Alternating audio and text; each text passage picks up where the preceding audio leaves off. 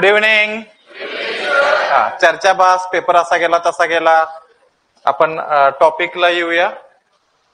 तुम्हाला मागे बोललो होतो की आपल्याला फूड सेफ्टीच्या एक्झाम मधून ज्यांचं सिलेक्शन झालेलं आहे त्यांचा अनुभव कथन कार्यक्रम आपल्याला घ्यायचा आहे की ते कशा पद्धतीनं त्यांनी ही एक्झाम टॅकल केली. आता कम्पेअर टू फूड सेफ्टी ऍग्रीला आता काही गोष्टी माहित आहेत की असा पेपर येईल तसा पेपर येईल. फूड सेफ्टीच्या बाबतीमध्ये सगळंच अंधारात होतं.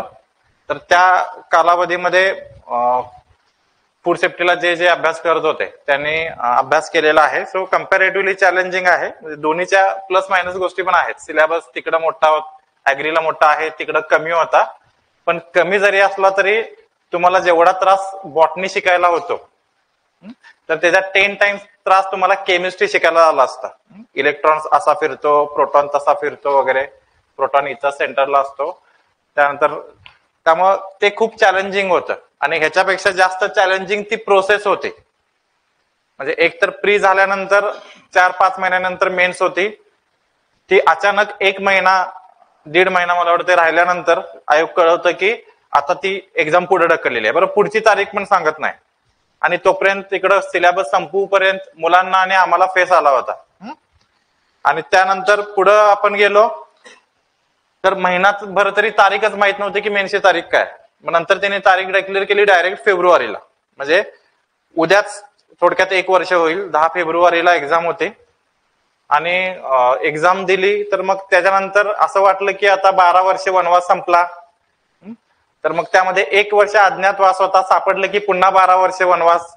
तर मग पुन्हा ते पेपर चेक होऊन रिझल्ट येऊपर्यंतची प्रोसेस. आता आपण सोशल मीडियाच्या युगात राहतो. टेलिग्राम चॅनल्स असतात. एक कुठली तरी खुफिया बातमी काढते की उद्या म्हणजे रिझल्ट लागणार आहे.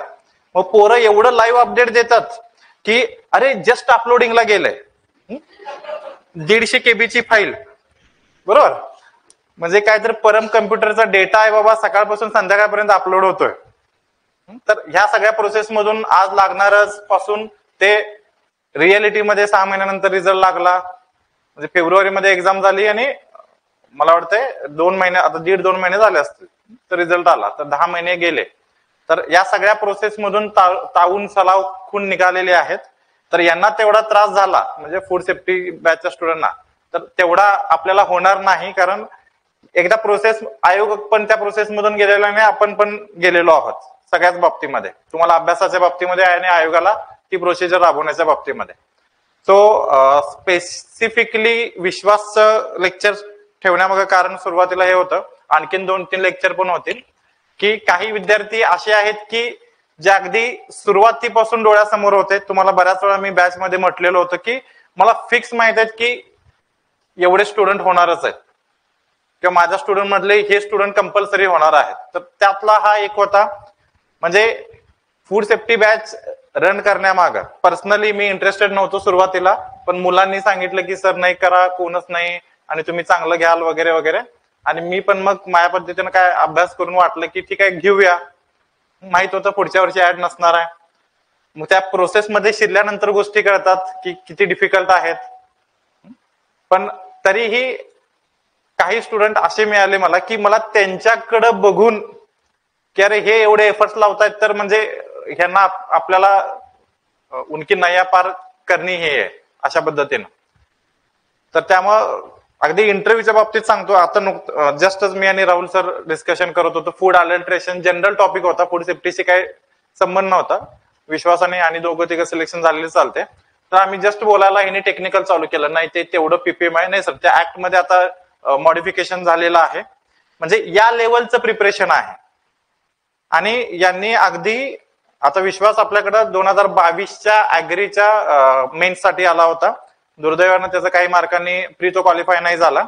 त्यानंतर मग फूड सेफ्टीची ऍड आल्यानंतर त्याने निर्णय घेतला की आता मला हेच करायचं आहे. आणि तो शेवटपर्यंत स्टिकअप राहिला एवढी लॉंग हे असून पण या प्रोसेसमध्ये मग मेन्सला असेल किंवा नंतर मी इंटरव्ह्यूला पण असेल म्हणजे अगदी प्रामाणिकपणे सांगतो यांचे एफर्ट्स बघून मी त्यामध्ये टिकून राहिलो की नाही हे एवढे घेत आहेत तर आपल्याला ह्यांच्या पलीकडे जाऊन एफर्ट्स घ्यायचे. म्हणजे इतक्या एक्स्ट्रीम लेवलला प्रिपरेशन होतं की म्हणजे जिथून माहिती मिळेल इंटरव्ह्यूच्या बाबतीत पण सांगतो तुम्हाला. कारण अगेन FSOचं खूप वर्षांनी एक्झाम झालेले आहे.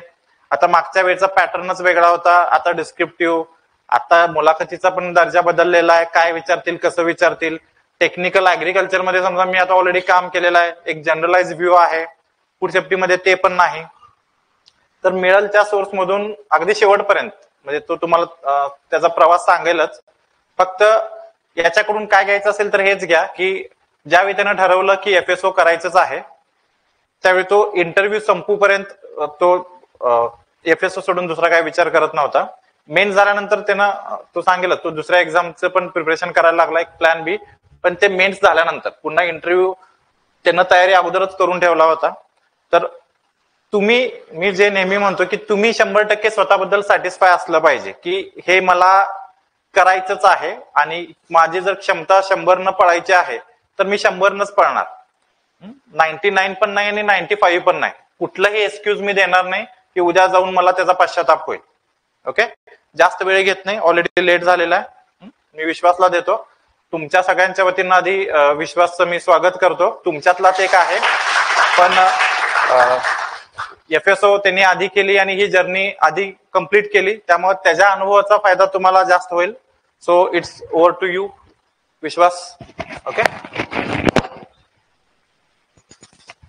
आणि ऑनलाईन ऑफलाईन तुम्हाला काही शंका असून दे तुम्ही बिनधास्त विचारा. ओके, त्यामुळे काही विषय नाही. Thank you so much Swapnil sir, जेवढं इंट्रोडक्शन दिलं त्याबद्दल. बाकी नाव तर माहितीच झालं सगळ्यांना. माझं नाव विश्वास राठोड. FSOचा त्याच्यामध्ये जनरल मेरिट लिस्ट आली आहे. त्यामध्ये माझी सध्या ओव्हरऑल 116वी रँक येते. कॅटेगरी रँक 1 आहे, त्यामुळे असं समजून चालतं की सिलेक्शन होणार FSO म्हणून, फूड सेफ्टी ऑफिसर. पण मी एखादा एक्स्ट्राऑर्डिनरी स्टुडंट म्हणून नाही आलो इथं, किंवा काहीतरी खूप सिलेक्ट झालोय वगैरे असं म्हणून पण मला काही बोलायचं नाही आहे. पण मला स्वतःला काही गोष्टी अशा नोटीस होतात की ज्या मी करू शकलो असतो. काही चुका माझ्याकडनं झाल्या माझ्या प्रोसेसमध्ये. त्या चुका जर टाळल्या असत्या तर मे बी माझी रँक वर गेली असती. भेटलं FSOच असतं शेवटी, कॅटेगरीला जागा नव्हती आणि ओपनला पण जागा नव्हत्या, SCच्या एकच जागा होती. पण तरी मला असं वाटतं की माझी रँक वर जाऊ शकली असते किंवा मला स्कोर तरी आला असता. बाकी जे पण असतं तर सेम समजा काही चुका मी केल्यात, त्या चुका तुम्ही नाही करायला पाहिजे तेवढी होप आहे. आणि काही गोष्टी मी ज्या केल्या ज्याच्यामुळे मला कुठेतरी फायदा झाला त्या गोष्टी पण तुम्ही करायला पाहिजे, त्या अवॉइड नाही झाल्या पाहिजे तुमच्याकडनं किंवा मिस नाही झाल्या पाहिजे. त्याबद्दल थोडंसं बोलायचं आहे. बाकीचं तर मग तुम्हाला माहितीच आहे. माझी जर्नी वगैरे मी ऑन द वे सांगतोच मी काय केलं. बरं, त्याच्या अगोदर बोलायचंच आहे तर सांगून देतो. माझं ग्रॅज्युएशन बीटेक बायोटेक मधून झालं आहे यवतमाळ येथून, Vasantrao Naik college of agricultural biotechnology Yavatmal. 2022चा मी पासआउट आहे. 2022 पासआउट झाल्यानंतर जून 2022 मध्ये पासआउट झालो. त्यानंतर घरूनच मी 2022ची जे ऍग्री MPSCची प्रिलिम्स होती ती दिली होती. घरून अभ्यास केला होता, काही विशेष अभ्यास वगैरे नव्हता केला. पण स्कोर आला कसा तरी, माहिती नाही कसा आला. स्कोर येत होता माझा 92.5. कट ऑफ लागला त्या वर्षीचा 93 आणि अर्ध्या मार्गाने माझं गेलं. त्यामधल्या काळामध्ये जोपर्यंत रिझल्ट येत होता, मला आठवते 26 फेब्रुवारी 2023ला रिझल्ट आला. एक्झॅक्टली आठवते डेट, कारण रडलो होतो त्या दिवशी. रडलो म्हणजे नाराज झालो होतो. तर त्या दिवशीपर्यंत म्हणजे प्रिलिम्स आल्यानंतर तोपर्यंत ऍग्री MPSCची बॅच केली होती पहिली इन्स्टॉलमेंट वरून. आणि त्या दिवशी मला असं वाटलं होतं की आता काय करायचं समोर, कारण समोर काही ऑप्शन नव्हते. परत ऍग्रीची ऍड नव्हती, तुम्हाला सगळ्याला माहिती आहे. त्यानंतर ऍग्री MPSCची ऍड नव्हती. आणि माझ्याकडे दुसरं काही नव्हतं. मग आठवलं, माझे फॉर्म भरला होता अगोदरच FSOचा. मग दिसलं की FSOची ऍड आहे. फक्त प्रॉब्लेम होता प्रिलिम्स क्लिअर होते की नाही होत, कारण बाकी मेन्ससाठी तर सगळेच नवीन होते. मग विचार केला की 2-3 महिने हातात होते. मार्च, एप्रिल, मे, 4 जूनला पेपर होता. 3 महिने हातात होते. 3 महिने जेवढं होतं तेवढं करायचं आणि मग बघायचं पुढे. समजा प्रिलिम्सचा जर सेफ स्कोर आला तर मेन्स करायचे, आणि झालं पण तसं. मग प्रिलिम्स दिली. प्रिलिम्स मध्ये माझा स्कोर येत होता, सेफ स्कोर आला समजा. त्याच्यानंतर पुण्याला आलो मी. 20 जून 2023ला मी पुण्यामध्ये आलो. आणि पुण्याला इथे आल्यानंतर मग FSO एक FSO दोन्ही FSOच एवढंच माझ्यासाठी होतं. दुसरं कोणतं मी काही केलं नाही. सरळ सेवा होता मध्ये खूप साऱ्या ग्रामसेवकचे पेपर झाले, तलाठीचे झाले, त्याच्यानंतर कृषी सहाय्यकचे झाले. पण मी कोणतंच काही केलं नाही. कृषी सेवकचा मी फक्त पेपर दिला, त्यामध्ये 124 स्कोर आला, पण नाही झाला समजा. आणि मी कोणत्याच याला काही जास्त फोकस वगैरे केला नाही. त्यानंतर मेन्स अगोदर होणार होती 28 ऑक्टोबर 2023ला.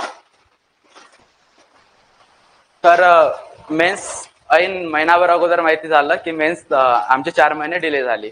तर ती मेन्स आली 10 फेब्रुवारीला. आणि यामध्ये एक डिसएडव्हान्टेज असा झाला, ज्या लोकांचं हे नाही झालं, म्हणजे ज्या लोक स्टार्टिंग पासून प्रिपरेशन करत होते ना, त्या लोकांसाठी एक मेजर डिसएडव्हान्टेज हा झाला होता की आम्ही सगळ्यांनी 4 महिने चांगला अभ्यास केला होता ऑक्टोबर पर्यंत, आणि मग ऐन वेळेवर आमच्यासोबत असं झालं की आता 4 महिने समोर गेलं, तर तुम्ही ज्यावेळेस अर्धा अभ्यास करून घेता आणि तिथून पुढे आता काय करायचं, तर नुसतं व्हॅल्यू ॲडिशन नाही काम करत, तर प्रॅक्टिस वगैरे करायचं. मग त्यामध्ये आणखी 4 महिन्यात बाकीचे लोक पण होणार ऍड. नोव्हेंबरमध्ये राज्यसेवेची मेन्स होती, राज्यसेवेचे लोक पण त्यामध्ये ऍड होत होते, म्हणजे ती मेन्स देऊन परत इकडे एफएसओची मेन्स द्यायची, तसे लोक पण काही सिलेक्ट झाले. तर मग त्यावेळेस पण एक वेगळी फेज होती. तोपर्यंत मग मेन्सचा अभ्यास पण केला आणि मेन्स झाली 10 फेब्रुवारीला. नंतर रिझल्ट बदल चालू झालं. मग 2-3 महिने लागणार नाही एवढं आम्हाला क्लिअर होतं. 3-4 महिने तर गोष्ट नाही काढली, आम्ही स्वतःच गोष्ट नाही काढली. जवळपास मे जून पर्यंत, मग जून महिन्यापासून अफवा उडायला सुरू झाला की आता रिझल्ट येणार, उद्या रिझल्ट येणार, परवा रिझल्ट येणार. मग मी सुरू केला अभ्यास की आता रिझल्ट येऊन जाणार तर इंटरव्ह्यूचं प्रिपेअर करू. 1 महिना इंटरव्ह्यूचा अभ्यास केला. मग परत असं वाटत होतं की नाही येत तर मग काय करायचं, 50 मार्काच्या इंटरव्ह्यूसाठी कितीच प्रिपेअर करणार आहे माणूस. मग थोडे दिवस अभ्यास केला, मग रिअलाइज झालं की याचा रिझल्ट येईल तेव्हा येईल, त्यापेक्षा आपण मूव्ह ऑन केलेलं बरं. मी माझ्या स्वतःसाठी डिसाईड केलं होतं की मी 2025 पूर्ण देणार, 2026 मध्ये मी पीजीला ऍडमिशन घेणार होतो आणि प्लॅन बी परस्यू करणार होतो. मी जास्त वेळ थांबू नव्हतो शकत, मला थांबायचं पण नव्हतं.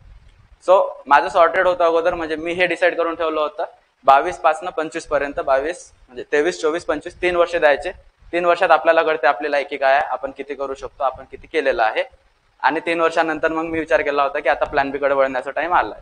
त्यामुळे मग मी विचार केला होता की पूर्ण एमपीएससी तर मी देणार नाही. मी ऍग्री एमपीएससीची ही जे तुम्ही ज्या मेन्सला आहात या प्रीचा पण मी अभ्यास नव्हता केला. मला असं वाटत होतं की परत आणखी 2 वर्ष या प्रोसेसमध्ये मी नाही टाकू शकत, त्यात पण अनसर्टन्टी होत्या. त्यामुळे मग मी सेंट्रल एक्झाम्सवर शिफ्ट झालो होतो मधल्या काळात. इंटरव्ह्यूचा थोडासा अभ्यास केला होता जून मध्ये. जवळपास ऑगस्ट सप्टेंबर पासून मी सेंट्रलच्या एक्झाम्सवर शिफ्ट झालो होतो. एसएससी सीजीएल करत होतो मी. थोडे दिवस त्याचा गेला, मग परत आमच्या अफवा ओढायला लागला की आता इंटरव्ह्यू होतो. मग परत नोव्हेंबर पासून परत इंटरव्ह्यूचा अभ्यास सुरू केला.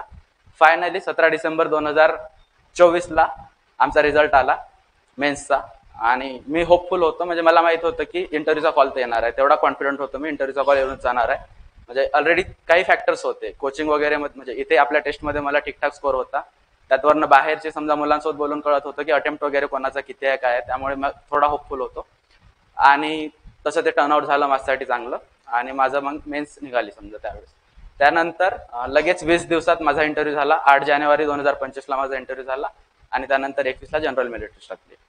ठीक आहे, इथपर्यंत माझी जर्नी होती. यामध्ये बऱ्याच गोष्टी खालीवर झाल्या, बऱ्याच गोष्टीचं टेन्शन आलं, बऱ्याच गोष्टी सुटल्या, पण ठीक आहे. ऍट द एंड असं झालं की चला everything is gonna be fine, आणि सध्या ठीक आहे. तर आपण सेशनला चालू करूया. ठीक आहे, तर ज्यावेळेस डिस्क्रिप्टिव्ह येते सगळे म्हणायला लागतात की प्रॅक्टिस करा, प्रॅक्टिस करा, प्रॅक्टिस करा, पण का करा? तुम्ही आता टेस्ट सिरीज सॉल्व्ह करताय, तुम्हाला माहिती आहे किती पेपर अटेम्प्ट होतात सध्या. म्हणजे जेवढं मी बघितलं तुमच्या टेस्ट वगैरे, तुम्हाला काय म्हणजे 70-80 मार्काचं वगैरे किंवा 100 मार्कापर्यंत देत आहेत. त्यामध्ये तुम्हाला 1.5-2 तास अशा टाइम देत आहे.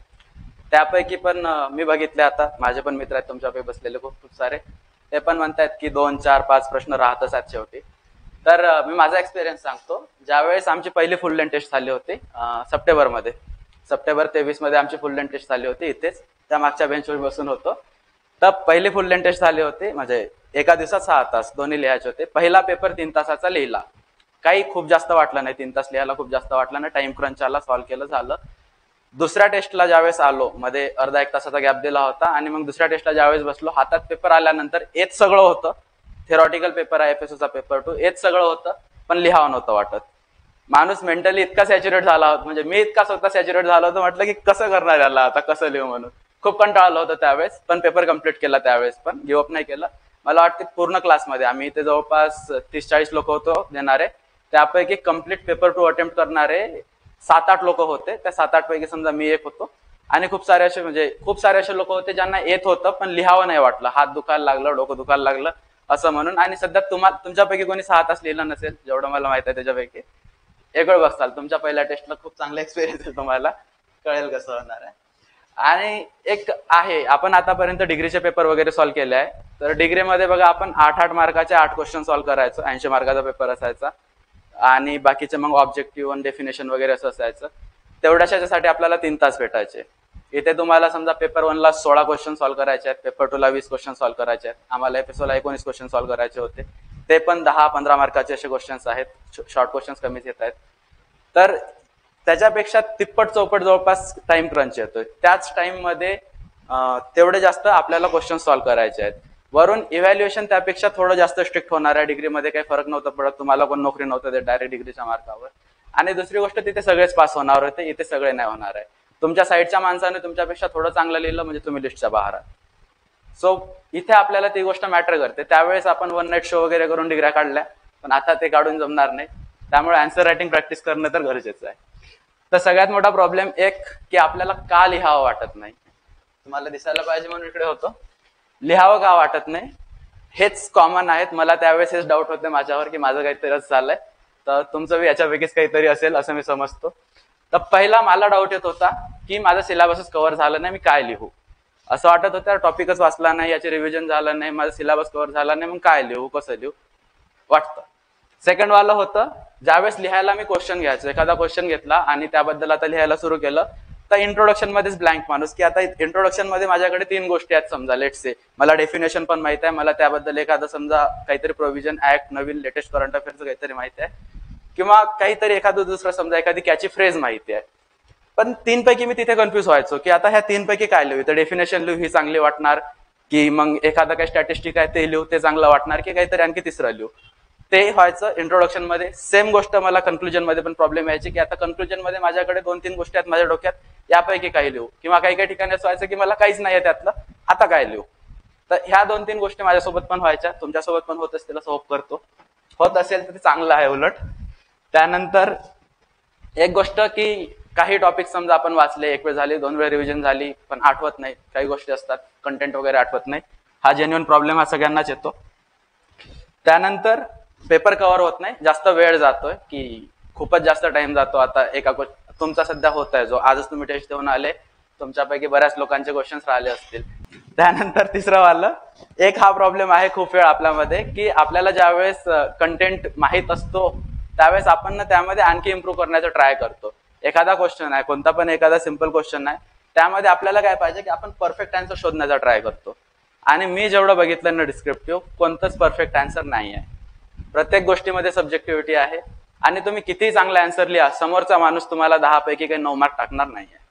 ठीक आहे, रेअरली कोणीतरी टाकलं तर टाकलं, तुम्ही कितीही चांगलं करा, काहीच सेन्स नाही त्या गोष्टीमध्ये की तुम्ही एखादा परफेक्ट आन्सर शोधताय, की एक क्वेश्चन आहे मी त्याचा एक मॉडेल आन्सर बनवतो, तोच पाठ करतो आणि तसाच लिहिणार मी. नाही होणार आहे. पहिली गोष्ट, परफेक्ट आन्सर सापडणार नाही, त्यामध्ये तुम्ही जेवढा टाइम टाकणार तो वाया जाणार. दुसरी गोष्ट, तो परफेक्ट आन्सर तुम्ही तिथे त्या प्रेशरमध्ये त्या टाइम क्रंचमध्ये उतरू शकता का याची काहीच गॅरंटी नाही. ठीक आहे, मी तिथे मला पेपर 2 मध्ये जे टॉपिक चांगल्याने येत होते ते क्वेश्चन चुकून आलो आहे, जे येत होते ते पण, कारण माझा पेपर 1 थोडासा म्हणजे ऍव्हरेज गेला होता. पेपर 1 आम्हाला गुगली आला होता एकदम डायरेक्ट. केमिस्ट्रीमध्ये काही क्वेश्चन्स सगळ्यांनाच हे गेले होते आउट ऑफ सिलेबस. तर मग तिथे मी एक्सपेक्ट करत होतो की ऍटलिस्ट माझा पेपर 1 कम्प्लीट अटेम्प्ट तरी होईल, पण माझा कम्प्लिटली अटेम्प्ट नव्हता झाला. 187चा अटेम्प्ट होता माझा. केमिस्ट्रीचे 13 मार्काचा मला येतच नव्हतं, तो डायरेक्ट 13 मार्काचं येतच नव्हतं. तर 187चा अटेम्प्ट होता, त्याच्यापैकी समजा 98 मार्क्स आलेत मला. ठीक आहे, तर तिथे प्रेशरमध्ये आता माझं त्यावेळेस पेपर 1 खराब गेला समजा, मी म्हणू शकतो त्यावेळेस की ऍव्हरेज गेला, खराब गेला. त्यावेळेस मला तर खराबच वाटत होता, आणि त्याचा इफेक्ट माझा पेपर 2 मध्ये झाला. माझा पेपर 2चा अभ्यास चांगला असताना पण मग पेपर मी तेवढा चांगला लिहू नाही शकलो आणि खराब गेलं. सेम तुमच्यासोबत पण होणार नाही.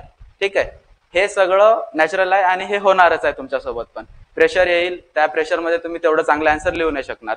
तर मग एवढं चांगलं आन्सर बनवण्यात काही सेन्स नाही की जे तुम्ही तिथे लिहूच नाही शकणार आहे. त्यामुळे आपण कधी कधी हे परफेक्शन वगैरेच्या नादी लागतो, तर हे न लागलेलं बरं. आता हे प्रॉब्लेम्स होते, त्याच्यावर सोल्युशन्स मी काय शोधून काढले किंवा काय जनरली मुलं करतात, जे माझ्यासाठी वर्क केलं ते बघतो.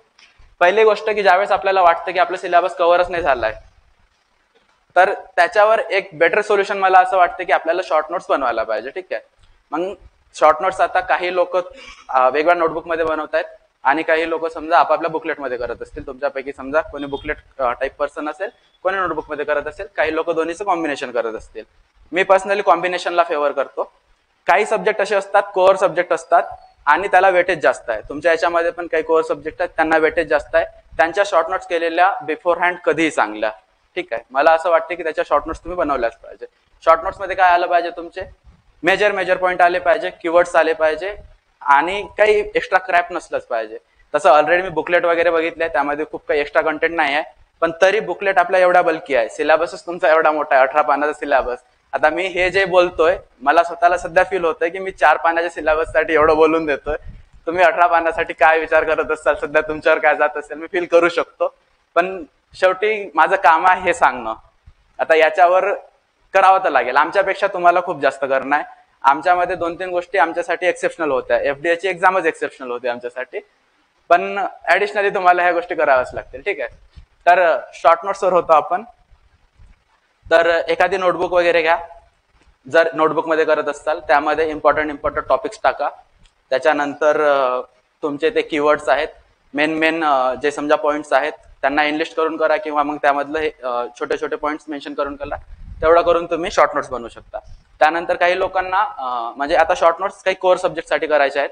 त्यानंतर ज्या वेळेस आपण हा विचार करतो की सगळ्या सब्जेक्टसाठी करायचं का, तर मला नाही वाटत सगळ्या सब्जेक्टसाठी करण्यात काही सेन्स आहे म्हटल्यापेक्षा मला पर्सनल नाही आवडत. कारण काही सब्जेक्ट असे आहेत जे तुमच्या बुकलेटमधून वाचून होऊन जातील, किंवा काही सब्जेक्टला वेटेज कमी असेल, तर तुम्ही 1-2 क्वेश्चनसाठी पूर्ण बुकलेटमधून काढून नोट्स बनवत असाल तर वेळ जास्त जाणार. तर काही सब्जेक्ट असे असतील जे तुम्हाला आणखी चांगले येत असतील. आता ॲग्रोनॉमी वगैरे आपलं इन जनरल चांगलं असतं, ॲग्रिकल्चरमध्ये मोस्टली लोक ॲग्रोनॉमी वगैरे करून घेतो. तर मग तोच कंटेंट जो आपल्या डोक्यात आहे तोच परत नोट्समध्ये लिहू, त्याला रिवाइज करू. त्यापेक्षा बुकलेटमध्ये त्याला हायलाइट करा. बुकलेटमध्ये जर हायलाइट करत असाल तर त्याला कलर कोड करा. कलर कोडिंग कसं करायचं, आता मी माझ्यासाठी 3 कलरचे मार्कर्स वापरायचो, ऑरेंज, येलो आणि ब्ल्यू कलरचं. येलो कलरमध्ये मी इन जनरल मला जे वाचायचं आहे की अशी जनरल वाली रिव्हिजन त्यावेळेस करायचो.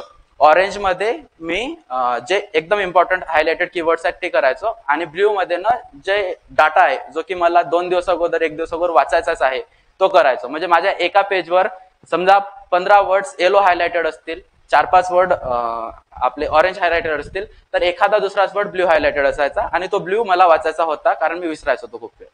असं काहीतरी तुम्ही तुमचं कलर कोड करा. आपापलं सब्जेक्टिव्हिटी आहे यामध्ये, ज्याला जसं फ्रीडम आहे तसं. सांगायचं राहिलं, हे सगळं जे मी सांगतोय ते माझं वे आहे. मला असं वाटलं की हे माझ्यासाठी वर्क करतंय. एव्हरी पर्सनॅलिटी इज डिफरंट, तुम्हाला पण माहित आहे. तर यामधलं तुम्हाला जे पण वाटतं चांगलं ते करा, ते ऍक्सेप्ट करा, आणि जे तुम्हाला वाटतं की यामधलं तुमच्यासाठी वर्क करणार आहे बिंदास डिस्कार्ड करा. याच्यामध्ये काही हे नाही आहे. प्रत्येक माणसासाठी वेगवेगळं अप्रोच लागू होणार आहे. कोणाला एकाचं कॉपी पेस्ट अप्रोच दुसऱ्याला लागूच होणार नाही. शॉर्ट नोट्स मध्ये झालं. त्याच्यानंतर जे मी दुसरा प्रॉब्लेम सांगितला होता तुम्हाला, किंवा इंट्रोडक्शन, कन्क्लुजन, डायग्राम्स वगैरे आपल्याला वेळेवर आठवत नाही, तर यासाठी मला असं वाटतं तुम्ही त्याचे जे इंट्रोडक्शन, कन्क्लुजन वगैरे आहेत ना ते अगोदर बनवून ठेवले पाहिजे. मी सांगतो समोर कसे करायचे. त्याच्यानंतर कंटेंट वगैरे आपण आठवत नाही खूप वेळ. आता आजच एक मुलगा भेटला होता तुमच्या बॅचचा आहे, त्यांनी पण म्हटलं होतं की गोष्टी आठवत नाही आहे. तर त्याला एकच ऑप्शन आहे सध्या तरी की रिव्हिजन करा, प्रॅक्टिस करा. त्यानंतर टाइम जातोय, प्रॅक्टिस करावं लागेल. त्यानंतर परफेक्शनसाठी होतं, तर सांगतो काय करायचं त्यासाठी. तर नोट मेकिंगसाठी हे मी सांगून दिलं तुम्हाला अगोदरच. एक गोष्ट की ऑब्जेक्टिव्ह मध्ये आता तुम्ही मागची मेन्स वगैरे दिले असाल वगैरे, तर त्यावेळेस आपण नोट्स वगैरे, मी स्वतः पर्सनली समजा प्रिलिम्सच्या वगैरे वेळेस नोट्स वगैरे बनवल्या होत्या. माझं नोटबुक मध्ये समजा मार्किंग वगैरे असायचं तेच रिवाइज करायचो.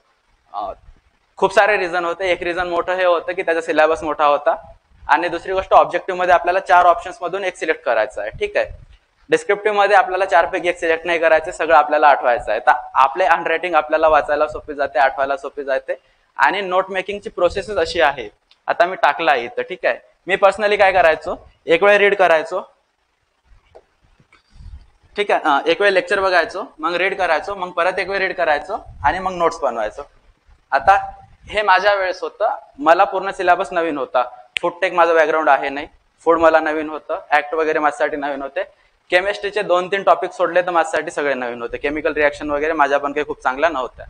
तर हे सगळे टॉपिकसाठी मी काय करायचो, लेक्चर बघायचो, मग एक वेळ रीड करायचो, कनेक्शन्स बनतात आपल्या डोक्यामध्ये. त्याच्यानंतर मग परत रीड करून काही राहिलं असेल ब्लरी एरिया, तो ग्रे एरिया राहतो ना की इथे काय लिहू कळत नाही आहे, त्यासाठी एक रीडिंग आणखी एक्स्ट्रा द्यायचो, आणि त्यानंतर नोट्स बनवायचो.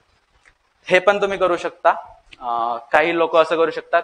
यापैकी आता काही लोक असे असतील की ज्यांचं ऑलरेडी समजा काही सब्जेक्ट चांगले आहेत, तर त्यांनी अगोदर रीड केलं, लेक्चर फास्ट फॉरवर्ड करून बघितलं, त्यानंतर एकच रीडिंग केली किंवा नाही पण केली आपापल्या हिशोबाने, तुमचे सब्जेक्टवर किती होल्ड आहे त्या हिशोबाने, आणि त्यानंतर डायरेक्ट नोट्स काढायला घेतल्या तरी चालतील. तुमच्या डोक्यात तो टॉपिक क्लिअर असला पाहिजे. नोट्स लिहिण्या अगोदर तुमच्या डोक्यात तो टॉपिक क्लिअर असला पाहिजे. जोपर्यंत तुमच्या डोक्यात क्लिअर नाही, तुम्ही पुस्तक तुमच्या नोट्समध्ये लिहू नका. डोक्यात क्लिअर नसेल तर नोट्समधून लिहून काही फायदा नाही. मग तुम्ही ऍज इट इज कॉपी बनवसाल, बुकलेटची copy, second edition of excellence agri academy notes, nothing else. ठीक आहे. त्यानंतर हे मी सांगून दिलं तुम्हाला की नोट्स सगळ्या सब्जेक्टसाठी नाही बनवायच्या आहेत. कोअर सब्जेक्टसाठी बनवा. जे सब्जेक्ट तुम्हाला येत नाही त्यांच्यासाठी बनवा. जे सब्जेक्ट तुम्हाला येत आहेत चांगल्याने त्यांच्यासाठी बनवून काही फायदा नाही, बुकलेटमध्ये करा. आणि ज्या सब्जेक्टला खूपच कमी वेटेज आहे, अल्टिमेटली तुम्ही सगळे सब्जेक्ट तर नाही करू शकत, सगळे सब्जेक्टवर तुमची इक्वल होल्ड येणारच नाही आहे. आणि तुम्हाला सगळे क्वेश्चन्स पण अटेम्प्ट नाही करायचे आहे. ठीक आहे. ऑप्शन्स आहेत, तुम्हाला ऑलमोस्ट हर क्वेश्चन मध्ये एखादा सब क्वेश्चन सोडता येतो. त्यामुळं एखादा टॉपिक वगैरे तुम्ही नाहीच कव्हर होत आहे तर इग्नोर करू शकता, पण कम्प्लिटली नका इग्नोर करू. त्या टॉपिकला ऍटलिस्ट काय म्हणतात, त्या सिलेबसमध्ये दिले तेवढी तरी रिस्पेक्ट द्या आणि त्याला एखाद दुसरा वेळ तरी वाचून घ्या. ठीक आहे. त्यानंतर बुकलेटमध्ये गेलं असेल तर त्याला कलर कोड करा. मी सांगितलं तुम्हाला, मी 3 टाईपचे कलर कोडिंग करायचं होतं. हा, आणि हा खूप इम्पॉर्टंट आहे, पुढे सांगणार. आणि इथे पण डायग्राम वगैरे जे आहेत ना, तुमच्या डायग्राम्स असतील, काही चार्ट्स वगैरे असतील, याच्यासाठी स्पेशल नोटबुक बनवा. ठीक आहे. तर याचा काय फायदा होणार आहे आपल्याला माहित आहे का? हे जसं मी म्हटलं तुम्हाला की इंट्रोडक्शन, कन्क्लुजन वगैरे यांच्यामध्ये आपण कन्फ्युज होतो, तसं डायग्राम मध्ये पण कन्फ्युज होतो. साधं तुम्हाला एखाद्या गोष्टीचे समजा ऍडव्हान्टेज लिहायचे आहे, तिथे ही वाली डायग्राम काढू का हे वाली काढू याचा विचार करावा लागतो वेळेवर. आणि यामध्ये आपण 20-30 सेकंद तरी टाकतो की आता अशी करू अशी करू, कधी हात असा गोल फिरतो, कधी हाताचा तिरपा जातो, असं काहीतरी होतं. तर हे कमीत कमी सॉर्टेड, म्हणजे थोडंसं सॉर्ट करून ठेवा. आणि हे करताना तुमच्यासाठी मला एक वाटतं बेनिफिशियल असं आहे की तुम्हाला दर वीकला काहीतरी पर्टिक्युलर टॉपिक आहेत. वीकली टेस्ट सिरीज आहे, लेट्स से आता तुमच्या संडेला होत आहेत वीकली टेस्ट सिरीज सगळ्या, तर संडेच्या अगोदर तुम्ही सॅटर्डेला बसा किंवा फ्रायडेला बसा आणि त्या दिवशीचे जे पण आहेत तुमचं समजा जेवढे टॉपिक आहेत, दुसऱ्या दिवशी लेट्स से तुम्हाला 5-6 टॉपिक आहेत, मॅक्झिमम 4-5 टॉपिकवर टेस्ट असते तुमची, तर तेवढे टॉपिक आहेत ना, तेवढ्याचे तुमचे फ्रायडे किंवा सॅटर्डेला इंट्रोडक्शन, कन्क्लुजन आणि त्यांच्यामध्ये काढण्याच्या डायग्राम, ह्या गोष्टी तुम्ही क्लिअर करून ठेवा की उद्याच्या टेस्टमध्ये हा क्वेश्चन येणार आहे, यामध्ये मी इंट्रोडक्शन काय लिहिणार आहे, कन्क्लुजन काय लिहिणार आहे आणि डायग्राम कोणत्या काढणार आहे. ह्या 3 गोष्टी तुम्ही जर फिक्स करून टाकल्या तर तुमच्या डोक्यात कन्फ्युजन राहणार नाही की हे काय लिहू. आणि मेन बॉडी त्या टॉपिकची तर आहेच, ती तर आपण पाठच करतो, मेन बॉडी सगळ्यांची सारखी आहे, त्यामध्ये वेगळं काही करण्याची गरज नाही आहे. तर जो आपला वेळ जातोय ना, आपण म्हणतो की खूप जास्त वेळ लागतो, तर हे कन्फ्युजन मध्ये वेळ जाते. खूप जास्त वेळ असं होतं ना की कन्फ्युजन मध्येच वेळ जाते की काय ड्रॉ करू काय नाही करू. तर ह्या गोष्टी फिक्स करून ठेवा की इंट्रोडक्शन, कन्क्लुजन आणि मेन बॉडी तुम्ही फिक्स करून ठेवा. तर आपण कंटिन्यू करू तोपर्यंत. तर वीकली 4-5 टॉपिक्स आहेत आणि त्यामध्ये आपल्याला जे करायचं आहे तेवढे फिक्स करून ठेवा.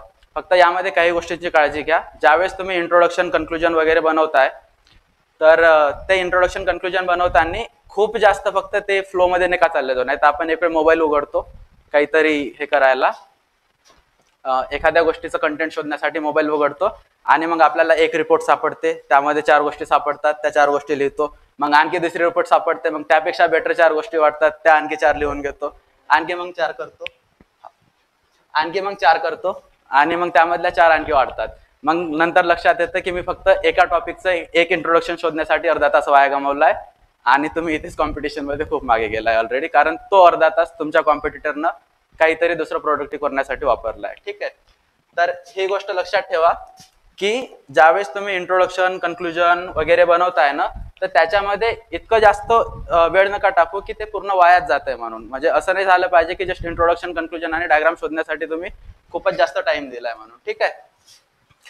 त्यानंतर ज्यावेळेस आपण हे करतोय, इंट्रोडक्शन, कन्क्लुजन वगैरे बनवतोय, आता आपल्यासाठी परत एक बेनिफिशियल गोष्ट, म्हणजे मी आता थांबू नाही शकत हे सांगताना की वीकली टेस्ट सिरीज तुमच्यासाठी होते, आमच्यासाठी नाही झाली, आणि या गोष्टीसाठी मला किती रिग्रेट होतं की आमच्या टाइमला सरांनी करायला पाहिजे होतं काहीतरी, पण नाही झालं तसं. तर हीच गोष्ट तुम्ही परत करू शकता. यामध्ये वीकली टेस्टचा हा फायदा होईल, तुमचे अनालिसिस व्हिडिओ येत आहेत अँसर्सचे समजा, तर सर त्यामध्ये इंट्रोडक्शन मध्ये काय असलं पाहिजे, कन्क्लुजन मध्ये काय असलं पाहिजे, कोणते डायग्राम काढू शकले असते, ह्या गोष्टी तुम्हाला फॅकल्टीकडून माहीत पडतायत.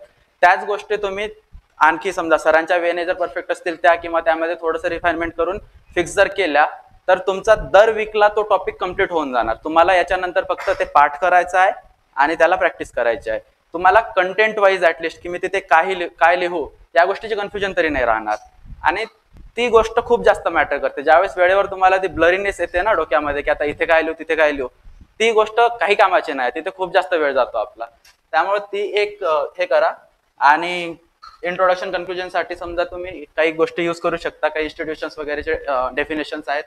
ऍज पर तुम्ही लिहून जर एखादी डेफिनेशन लिहिली ऍज पर समजा युनायटेड नेशन्स ऑर्गनायझेशन, तर थोडंसं ते इम्प्रेशन चांगला पडतो. किंवा एखादा तुम्ही रिपोर्ट दिला, एखादा इंडेक्स असला, त्यामधल्या काही गोष्टी हे केल्या, तर कोट करून चांगल्या गोष्टी लिहिल्या तर थोडा इफेक्ट चांगलाच पडतो, सगळ्यांना माहिती आहे. आणि अल्टिमेटली कसं आहे, मेन बॉडी सेम आहे सगळ्यांची. इंट्रोडक्शन कन्क्लुजन थोडा इम्प्रेशन देऊ शकतो आणखी चांगला. मेन बॉडी तर मॅटर करते, सोबत सोबत हे पण मॅटर करतं.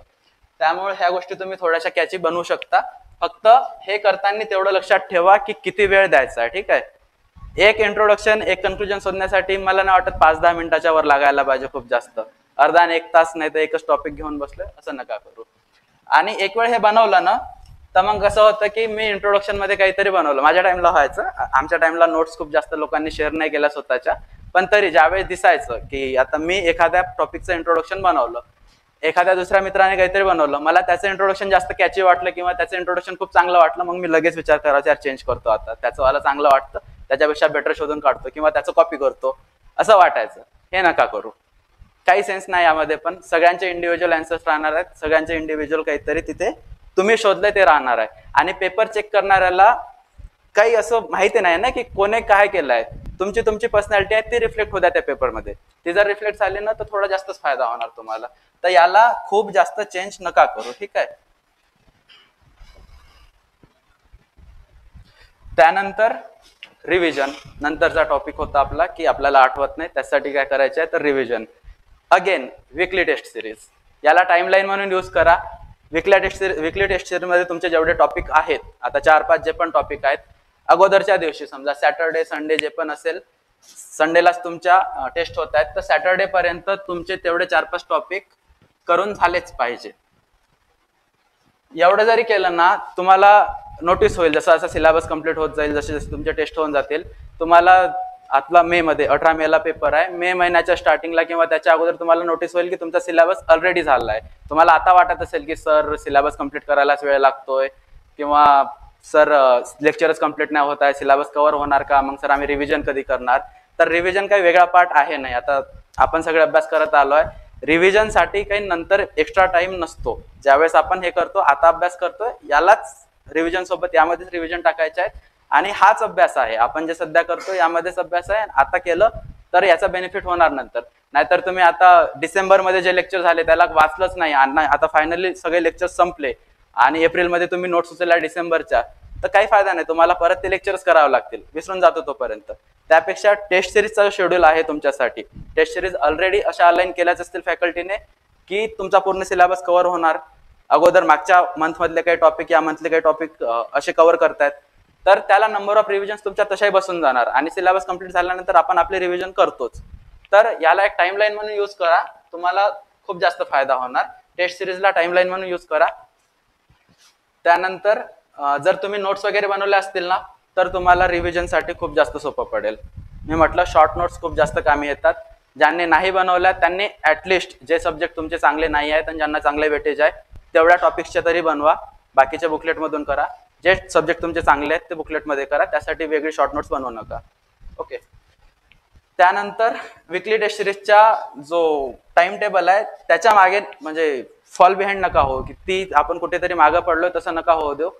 थोडंसं जास्त तुम्हाला फायदा होणार, कारण सोबत सोबत जर कम्प्लीट केलं तर तुमचा सिलेबस लवकर कम्प्लीट होणार. एक वेळ मागे झालो तर मग ओव्हरहेल्मिंगली काहीतरी आपल्या डोक्यावर पडतं आणि मग आपल्याला आठवतं की यार आता एवढा मोठा सिलेबस आहे, 5-6 बुकलेट झाले आणि आता मी कधी वाचू, यातलं काहीतरी मी पहिल्यांदाच वाचतो, असं काही नाही झालं पाहिजे. ऍटलिस्ट 1-2 रिव्हिजन तुमच्या टेस्ट सिरीज सोबत होऊन जातील. त्याच्यानंतर टाइम लागतो लिहायला वगैरे. आता यावर मी खरं सांगतोय, मला पण असं व्हायचं, माझ्यासोबत खूप वेळ असं व्हायचं. मी ज्यावेळेस टेस्ट सिरीज देत होतो तर मी लिहिला, एखादा पेपर सॉल्व्ह केलाय, त्याच्यानंतर इव्हॅल्युएशनला मी इथेच लायब्ररीला होतो, सरांकडे इव्हॅल्युएशनला यायचो. सर मला म्हणायचे की इथे ही डायग्राम काढ. आणि खूप वेळ मला जेन्युइनली असं वाटायचं माझ्या मनातून की सर 3च तास आहेत, कधी काढू. मी खूप वेळ सरांना म्हटलं की सर होते का काढणं म्हणणं. मी लिटरली असंच बोलायचं की सर खरंच काढणं होणार आहे का तेवढ्या टाइम मध्ये म्हणून. तर ही गोष्ट मला नंतर रिअलाइज झाली, त्यावेळेस पण आतमध्ये माहिती होती की जी डायग्राम मी तिथे नाही काढत आहे ती डायग्राम माझ्या साईडनं बसलेला कोणता तरी मुलगा काढत आहे आणि सिलेक्ट होणार दोघांपैकी कोणतरी एक आहे. मी डायग्राम काढली नाही आहे, त्याने डायग्राम काढली आहे, अल्टिमेटली त्याला माझ्यापेक्षा अर्धा 1 मार्क जास्त पडणार आहे. तर याच्यामध्ये कोणतंच काही शॉर्टकट नाही, याच्यामध्ये कोणतंच काहीतरी मी वेगळा गेम करतो किंवा मी तिथे लिहून येतो की माझ्याकडे टाइम नव्हता सर त्यामुळे डायग्राम नाही काढली, असं काही होणार नाही आहे. जो तिथे काढेल तो सक्सेसफुल होणार, जो नाही काढणार त्याचा स्कोर कमी येणार, मग नंतर आपल्याला लिस्ट शोधत बसावं लागणार. त्यापेक्षा एकच ऑप्शन आहे सध्याच्या कंडिशनला, प्रॅक्टिस करा. जे आहेत ते 3 तास आहेत, जे करायचं आहे ते 3 तासात करायचं आहे. मग एक्सक्यूज हा नाही तुम्ही 3 तासात 3.5 तास स्वतःसाठी करून घेऊ नाही शकत, तर 3 तासात तुम्हाला जेवढं बेस्ट करता येईल तेवढं बेस्ट करा. ते करण्यासाठी काय आहे की तुम्हाला रेग्युलर प्रॅक्टिस करायची आहे. आता ऑलरेडी 2 महिने झाले आहेत, जे जुने लोक असतील त्यांनी मिनिमम 5 क्वेश्चन्स तरी डेली सॉल्व्ह केले गेले पाहिजे. जे नाही आहेत, जे नवीन लोक आहेत त्यांनी कमीत कमी 3 पासून सुरू करा. ऑलरेडी खूप जास्त दिवस राहिले नाहीत आपल्याकडं. फेब्रुवारी समजा अर्धा संपतच आला, मार्च, एप्रिल, मेच्या 18ला पेपर आहे, ते रिव्हिजनला जाणार. ऑलरेडी तुमच्याकडे 3च महिने आहेत, तर 3 महिन्यामध्ये पण आपल्याला खूप काही करायचं आहे. तर आता तरी क्वेश्चन्स वाढवा आणि आतापर्यंत नसेल केलं, आता असं डिप्रेशन नका घेऊ की आता सांगितलंय की आपल्याला प्रॅक्टिस करायची आहे, आपण कुठेतरी मागे सुटलोय आणि तो टेन्शन येतो की यार मी आतापर्यंत खूप मागे सुटलो आता करतच नाही. म्हणजे त्या टेन्शन मध्ये माणूस करत नाही. त्यापेक्षा याला एक रिमाइंडर म्हणून घ्या, आतापर्यंत नसेल केलं तर आजपासून सुरू करा. डेली 3 क्वेश्चन नवीन लोकांसाठी आणि जुन्या लोकांसाठी मिनिमम 5 क्वेश्चन तरी सॉल्व्ह करा. एक दिवस अभ्यास नाही झाला तर चालते, पण आन्सर रायटिंग सुटली नाही पाहिजे. ठीक आहे, ही चूक मी केली आहे, तुम्ही नका करू. मी सांगतो नंतर मी स्पेशल काही चुका केल्यात लिहून आणल्यात, पण तुम्ही नका करू यातल्या काही चुका. ठीक आहे, आता ज्यावेळेस आपण आन्सर्स लिहितो ना, एकदम वेगळी नका जाऊ की मला माहितीच नाही की मी कशाची प्रॅक्टिस करतोय. मनात आलं एखादा टॉपिक उचलला, बस काहीतरी त्याचा आन्सर लिहिलं, फॉर्मॅलिटी म्हणून कम्प्लीट केलं, 2 पानं भरले आणि बसलो. खूप लोक हे करत असतील की मला आजचे 3 क्वेश्चन्स लिहायचे आहे, पहिला क्वेश्चन चांगला लिहिला, दुसरा क्वेश्चन हा येते ना मला, मग एनलिस्ट करून ठेवलं, कन्क्लुजन लिहिलं आणि झालं. मी खूप वेळ असं करायचो, कधी कधी कंटाळा आला तर, म्हणजे खूप वेळ नाही करायचं, एखाद्या वेळेस म्हणतोय. इंट्रोडक्शन लिहून टाकायचो, मधला कंटेंट मला आठवतो, मेन बॉडीज माझ्या पाठ होत्या मोस्ट ऑफ द सिलेबसच्या, एनलिस्ट करून द्यायचो की हे तर मला येतेच, असं एनलिस्ट करून द्यायचो, कन्क्लुजन लिहायचो आणि झाली माझी आन्सर रायटिंग प्रॅक्टिस. आणि हे खूप चुकीचं आहे, अनदर लेवल चुकीचं आहे. ठीक आहे, मी कधी कधी केलंय, तुमच्यापैकी काही लोक रेग्युलर करत असतील, नका करू. त्यानंतर याच्यासाठी ना तुम्ही हे नोटबुक वगैरे मेंटेन करा, एखादी साईडला डायरी वगैरे बनवा. आजची डेट आहे, त्यामध्ये मी कोणत्या टॉपिकवर आन्सर रायटिंग करते, किंवा एखादं जर क्वेश्चन तुम्हाला प्रिफरेबली लिहिता येत असेल की मी आज कोणते क्वेश्चन्स लिहिले तर ते थोडं जास्त बेटर होईल. तुम्हाला ऍटलिस्ट तुमचं क्वेश्चन सेट तयार होणार, मी काय प्रॅक्टिस केलाय, आणि सोबत आन्सर बुकलेटला पण डेट मार्क करा, तुम्हाला मॅच करता येणार की मी कधी काय लिहिलं होतं. आणि एक मला बेनिफिट झाला होता केमिस्ट्रीमध्ये, मी केमिस्ट्रीच्या शॉर्ट नोट्स नव्हत्या काढला, तर केमिस्ट्रीचे मी आन्सर्स लिहून ठेवले होते ना, टेस्ट सिरीजमध्ये आन्सर लिहायचो किंवा बाहेरचे वगैरे, तर ते जे आन्सर शीट होत्या त्याच मी रिव्हिजनसाठी वापरल्या होत्या पेपरला. तुमच्यासाठी हा एक फायदा होऊ शकतो की तुम्ही ऑलरेडी सगळे प्रोबॅबल क्वेश्चन्स लिहून काढताय. एक वेळ बघा, चेक करून झालं, समजा आज टेस्ट झाली आहे तुमची, टेस्टचे तुमच्याकडं पेपर आहे, तुम्ही हार्ड कॉपी घरीच घेऊन जाताय, त्यामध्ये तुम्हाला काहीतरी सजेशन सांगितले, ते सजेशन त्याच टेस्टच्या पेपरमध्ये साईडला लिहून घ्या की यामध्ये हे पाहिजे होतं, किंवा तो कंटेंट त्यामध्ये लिहून घ्या आणि त्यालाच तुम्ही फायनलला रिव्हिजन म्हणून यूज करू शकता. दिस इज एक्स्ट्रीम लेवल, पण याचा फायदा होतो कारण तुमचीच हँड रायटिंग आहे, तुम्हाला माहित आहे मागच्या वेळेस ह्या चुका केल्या आहेत, याच्यानंतरच्या टेस्टमध्ये मला ह्या ऍड करायच्या आहेत आणि माझा त्यावर एक चांगला डिसेंट वाला आन्सर तयार होऊ शकतो. ठीक आहे, त्यानंतर डेट मार्क आन्सर बुकलेट झालं. आणि एक प्रॉब्लेम असा होतो, खूप वेळ आपल्याला असं वाटतं की इव्हॅल्युएशन थोडं जास्तच क्रिटिकल होतंय, खूप वेळ वाटतंय की यार इतकं जास्त प्रेझेंटेशनवर फोकस करतायत, मार्क्स आता मार्क्स वगैरे पण नाही देत, आमच्या वेळेस मार्क्स द्यायचे, आम्हाला वाटायचं की खूपच जास्त मार्क्स कमी यायचे, येतात. हे बघा, समोरचा माणूस ज्यावेळेस आपल्याला सांगतोय चांगला जरी पेपर असला तरी मार्क्स कमी देण्यामागचं एक मोठं रिझन हे आहे की आपण हवेत नाही गेलो पाहिजे. माणसाची प्रवृत्ती आहे हवेत उडण्याची, आपण जातो, नाही गेलो पाहिजे म्हणून मार्क्स कमी देतात.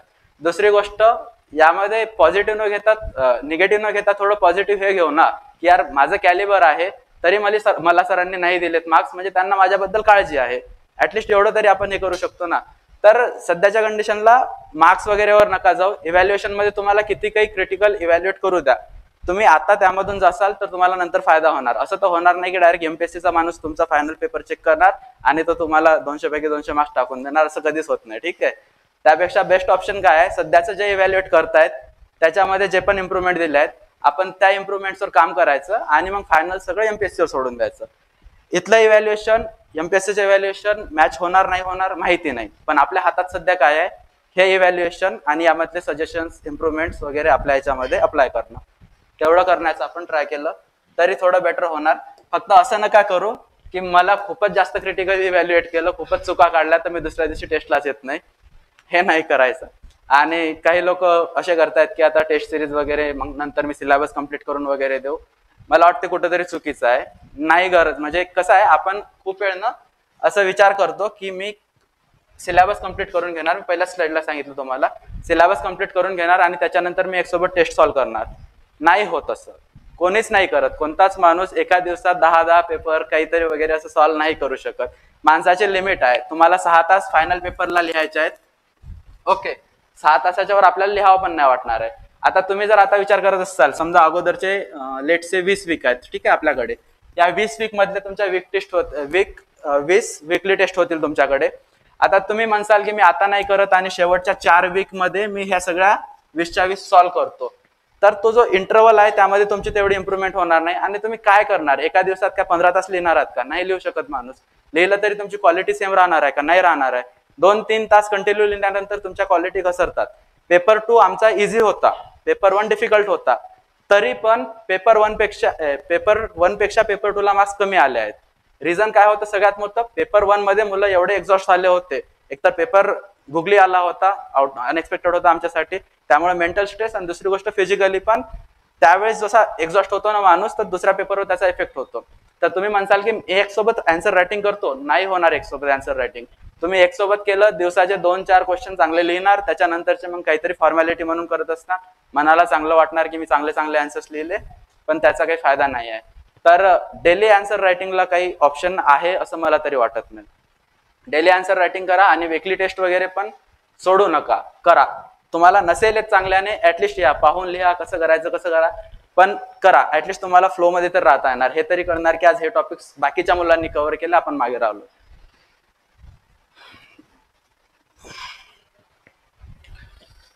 त्याच्यानंतर आन्सर रायटिंग प्रॅक्टिसवर ज्यावेळेस आपण प्रॅक्टिस करतोय त्यावेळेस ह्या काही गोष्टी आपल्याला लक्षात ठेवायच्या आहेत. एक प्रायोरिटी ऑर्डर राहते की आपण आन्सर लिहिताना काय करायचं आहे, नेमकं कशावर जास्त फोकस करायचं आहे. तर हा प्रायोरिटी ऑर्डर मी मानतोय की बरोबर आहे. बाकी मोस्ट ऑफ द लोकांना पण याच सोबत ऍग्री म्हणजे करत असताल असं वाटतं. तर सगळ्यात जास्त बेटर आहे, सगळ्यात पहिली प्रायोरिटी आपली असली पाहिजे प्रॅक्टिस करताना किंवा आन्सर लिहिताना किंवा टेस्ट लिहिताना की तुमचे पेपर कम्प्लीट झालं पाहिजे. ठीक आहे. 3 क्वेश्चन्स परफेक्ट सॉल्व्ह केल्यापेक्षा 5 क्वेश्चन्स ऍव्हरेज सॉल्व्ह करणं कधीही बेटर आहे. ओके. मी माझ्या स्वतःच्या पेपरमध्ये ज्यावेळेस शेवटी टाइम क्रंच येतो ना, तर शेवटचे 3-4 क्वेश्चन्स एनलिस्ट करून आलो आहे, पण तरी मला ऍव्हरेज पेक्षा थोडेसे बेटर स्कोर आलाय. म्हणजे जो स्कोर काही मुलांनी परफेक्ट सॉल्व्ह केला आहे ना, त्यापेक्षा चांगलंच आहे. तुम्ही कॅल्क्युलेशन करून घ्या ना. लेट्स से तुम्ही 10 मार्काचे 3 क्वेश्चन सॉल्व्ह केले, 10 पैकी किती मार्क्स टाकतील तुम्ही? परफेक्ट सॉल्व्ह करायचं जरी म्हटलं तरी तुम्हाला 6-7च्या वर नाही टाकणार. त्यापेक्षा तुम्ही 10 मार्काचे 5 क्वेश्चन्स ऍव्हरेज अटेम्प्ट केले, त्यांच्यामध्ये तुम्हाला 5-5 जरी टाकले तरी इथे 6-18 होत होते तुमचे, 5-5 25 होत आहेत. मार्क्सचा थोडा बहुत कमी जरी असला तरी तुम्ही कुठे पण 2-4 मार्कांनी तिथे बेनिफिट मध्येच राहसाल. परफेक्ट आन्सर ऑलरेडी नाही आहेत आणि दुसरी गोष्ट आउट ऑफ तुम्हाला मार्क्स देत नाही. तुम्ही काही करून घ्या, तुम्हाला आउट ऑफ मार्क्स देत नाही. आपला काय फॅक्च्युअल पेपर पण नाही आहे की तुम्ही त्यांच्यावर असं सांगणार की नाही इथे पडायलाच पाहिजे वगैरे. सब्जेक्टिव्हिटी आहे, सब्जेक्टिव्ह पेपर आहे आणि खूप जास्त हे नाही आहे. त्यामुळं तुम्हाला पेपर कम्प्लिशनवर लक्ष द्यायचं आहे दॅन की परफेक्शनवर. ओके. सेकंड वालं कंटेंट. आता कंटेंटच्या बाबतीत हे की जेवढं तुमचं क्लास नोट्स मध्ये आहे ना तेवढं तरी तुमचं पाठच असलं पाहिजे. ओके. त्याच्यानंतरचं आता याच्यामध्ये व्हॅल्यू ऍडिशन वगैरे आतापासून करण्यात काही सेन्स नाही आहे. व्हॅल्यू ऍडिशन कोणी करावे? ज्याला ऑलरेडी क्लासमधलं सगळं माहिती आहे, क्लास नोट्स वगैरे किंवा तुमच्याकडे ऑलरेडी रेडीमेड जेवढा मटेरियल आहे, जर तो तुमचा पूर्ण पाठ असेल तर बिंदास्त व्हॅल्यू ऍडिशन करा, माझं काही म्हणणं नाही. पण अगोदर स्वतःला विचारा की मला क्लास नोट्स मधलं सगळं येतं का? येत असेल देन वेल अँड गुड, तुम्ही व्हॅल्यू ऍडिशन करायला पाहिजे. आणि येत असेल तर ऑलरेडी तुम्ही लिस्टमध्ये आहात, तुम्ही तर मजाच करायला पाहिजे. But that is another thing. तर तुम्हाला कंटेंट ऍटलिस्ट क्लासमधलं जेवढं आहे तेवढं झालं पाहिजे. त्यासाठी तुम्हाला रिव्हिजन्स लागतील, त्या रिव्हिजन्स करायच्या आणि जेवढं कंटेंट आहे तेवढं त्यामध्ये पोअर करायचं. ह्यामध्ये कंटेंटमध्ये व्हॅल्यू ऍडिशन साठी खूप जास्त एक्स्ट्रा टाइम नाही टाकायचा, हा पण एक इम्पॉर्टंट पॉईंटच आहे. त्यानंतर थर्ड प्रायोरिटी माझ्या हिशोबाने येते प्रेझेंटेशनला. अल्टिमेटली डिस्क्रिप्टिव्ह आहे, प्रेझेंटेशन मॅटर करतं. प्रेझेंटेशनसाठी तुम्ही फ्लो चार्ट्स वगैरे यूज करू शकता, डायग्राम्स वगैरे यूज करू शकता. आणि ज्यावेळेस आपण प्रेझेंटेशन वगैरे करतोय, काही लोक एक्स्ट्रा स्पेसियस दिसण्यासाठी खूपच जास्त स्पेस सोडतात. आता लाइनिंगचे पेपर आहेत तुम्हाला, तर आम्हाला पण लाइनिंगचेच होते, फक्त आम्हाला माहीत नंतर पडलं होतं. तर लाइनिंगच्या पेपरमध्ये खूप लोक खूप जास्त गॅप वगैरे सोडत असतील.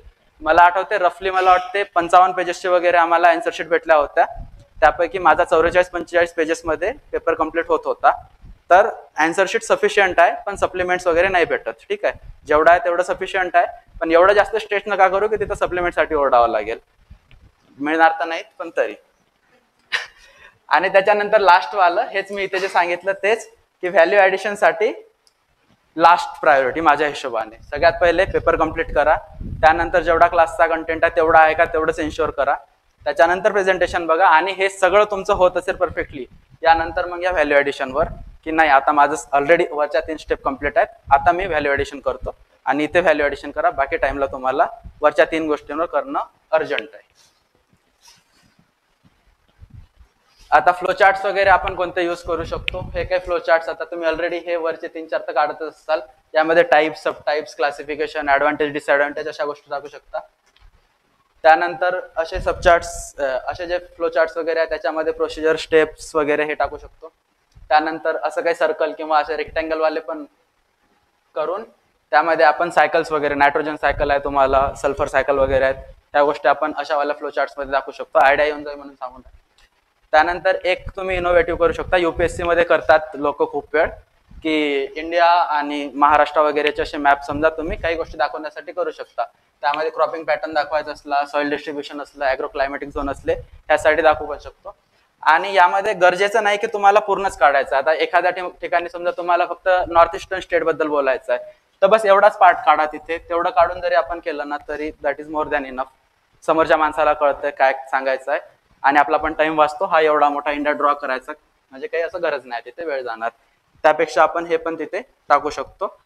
याच्यासाठी प्रॅक्टिस करून ठेवा थोडीशी. तुम्ही 8-10 वेळ जरी असं ते एक प्रिंट मारून आणली मॅपची आणि त्याच्यावर ठेवून तुम्ही हाताला घोटत राहिले थोडे, तरी तुमच्या हाताला सवय लागते. आणि एकदम काही खूप ॲक्युरेट आला पाहिजे असं गरजेचं नाही आहे. ऑलरेडी आहेच नाही ते ॲक्युरेट, पण काही गरजेचं आहे नाही खूप ॲक्युरेट आलं पाहिजे, बस कळलं पाहिजे असं काहीतरी ठेवा. स्टॅटिस्टिक्स वगैरे असलं तर तुम्ही असे टेबल वगैरे काढू शकता. काही डेटा वगैरे द्यायचा आहे तुम्हाला, ग्रोथ रेट असतील किंवा हे, यामध्ये आणखी ग्रोथ रेट वगैरेसाठी तुम्ही ग्राफ वगैरे ऍड करू शकता. असं काही असेल तुमचं जे पण असेल हे गोष्टी तुम्ही ऍड करू शकता. ठीक आहे. अगेन इम्पॉर्टंट, ह्या गोष्टी सुटल्याच नाही पाहिजे मला तरी वाटते. ओके, आन्सर रायटिंग शिवाय ऑप्शन नाही आहे. डेली करायचे आहेत म्हणजे करायचे आहे. सांगितलं मी मगाशी, बिगिनर्सला 3 मिनिमम, त्याच्यानंतर आता ज्यांनी 2 महिने कंटिन्यू केलाय त्यांनी आजपासनं 5 तरी मिनिमम करायचे आहे. फक्त आजचे 10 क्वेश्चन्स मी लिहिले, आता ते 10 झाले, 5 तर मी शिल्लक सॉल्व्ह करून आलो ऑलरेडी टेस्टमध्ये. असं काहीतरी विचार करून घरी जाऊन झोपून नका राहू. बघा की मग खरं करतोय काय आणि मग करा. त्यानंतर परफेक्ट कंटेंटच्या मागं पळू नका. जेवढं आहे ना तेवढं मार्केटमधलं तुमच्यासाठी खूप आहे. आता खूप वेळ आपलं असं होतं की क्लासच्या नोट्स अवेलेबल आहेत, तुम्ही एकीकडे क्लास जॉईन केले, तुम्हाला दुसऱ्या 3 क्लासेसच्या नोट्स ऑलरेडी भेटतात. मुलं नोट्स वगैरे एक्सचेंज करतात. आपण बघतो खूप वेळ असं होतं की ही नोट्स बेटर नाही, ती नोट्स बेटर आहे, ती बेटर आहे. कुठेतरी तुम्हाला एखादा टॉपिक चांगला सापडेल, कुठेतरी एखादा कमी सापडेल, पण त्याचा जो इनपुट आउटपुट रेशो आहे ना तो मला नाही वाटत बरोबर आहे. तुम्ही प्रत्येक नोट्स म्हणजे प्रत्येक टॉपिकसाठी कोणती नोट्स चांगली आहे, कोणती खराब आहे, आणि एखाद्या याच्यामध्ये तुम्हाला एखादा पॉईंट समजा मिसिंग दिसला जरी, तरी तो मी स्वतःहून शोधून त्यामध्ये ऍड करतो आणि त्यानंतर त्याला वाचतो. ह्या गोष्टीमध्ये जो वेळ जातो ना तो मला नाही वाटत की कुठेतरी वर्थ इट आहे तेवढं जास्त, कारण ऑलरेडी तुमचा सिलेबस एवढा मोठा आहे, तुमच्याकडे वेळ कमी आहे. आणि त्यानंतर जर तुम्ही म्हणताय की आता मी त्यामध्ये एवढं ऍड करतोय, आणि दुसरी गोष्ट एवढं सगळं करून तोच क्वेश्चन तुम्हाला विचारला जाईल याची काय गॅरंटी? विचारल्यानंतर तुम्ही किती कॉन्फिडंट आहात की तोच तुम्ही अटेम्प्ट करणार, त्याच्यापेक्षा तुम्ही दुसरा करणार. मला FSCच्या सिलेबसमध्ये काही टॉपिक असे येत होते की जे आता आमच्याकडे वेळ शिल्लक होता, आमची एक्झाम एक्सटेंड झाली होती, त्यामुळे मग आम्ही सगळा सिलेबस कव्हर केला होता. आमच्या टॉपिकमधला एकही पॉईंट असा नव्हता जो आम्हाला येत नाही, त्याची मेन बॉडी तरी आम्हाला माहिती होती. पण तुमच्यासाठी तसं नाही ना, तुमचा 18 पानाचा सिलेबस आहे, आमचा 4 पानाचा सिलेबस होता. देख रहे हो कितना ज्यादा हो रहा है. तर त्याच्यामध्ये नाही जमत, म्हणजे तेवढा वेळ आहे नाही. तर त्यापेक्षा जेवढं आहे तुमच्याकडे अवेलेबल, क्लास नोट्स असतील, कोणत्याही एखाद्या नोट्स वगैरे धरा, त्याच्यावर स्टिक करा. मग तुम्हाला ब्रह्मदेवाने येऊन जरी सांगितलं की नाही ह्या चांगल्या यामधनच क्वेश्चन येतील, तरी काही सेन्स नाही आहे त्या गोष्टीचा, त्या गोष्टीमध्येच राहा. त्यानंतर जो कंटेंट आहे, जेवढ्या तुम्ही नोट्स जे फायनलाइज केला आहे तो तेवढाच कंटेंट तुमचा लेस असेल, प्रिसाइज असेल, पण तेवढा कंटेंट तुमच्या डोक्यामध्ये असला पाहिजे. नाही तर नोट्स सगळ्यांकडे आहेत, प्रिंट सगळ्यांनी मारून ठेवल्या, शॉर्ट नोट्स पण काही लोकांनी बनवून ठेवल्या, पण मला वेळेवर आठवतच नाही, मग त्या गोष्टीमध्ये पण काही फायदा नाही आहे. त्या गोष्टी तुमच्या डोक्यात असल्या पाहिजे, फक्त नोट्समध्ये असून काही फायदा नाही आहे. त्यानंतर लास्ट मिनिट रिव्हिजनसाठी तुम्हाला शॉर्ट नोट्स पाहिजे असं मला तरी वाटते, आणि मी म्हणून नोट मेकिंगवर मगापासून फोकस करतोय. विषय काय होतो, ज्यावेळेस आमचा पेपर होता तर 10 फेब्रुवारीला पेपर होता, आणि जानेवारीपासून आम्ही खूप जास्त रिव्हिजनच्या मोडमध्ये लागलो होतो. तर जानेवारीमध्ये पण माझ्या फ्रेंड सर्कलमध्ये काही लोक असे होते जे प्रिंटेड नोट्स आहेत ना ते घेऊन बसले होते, आणि एक्सपेरिमेंटल बॅच होती आमची.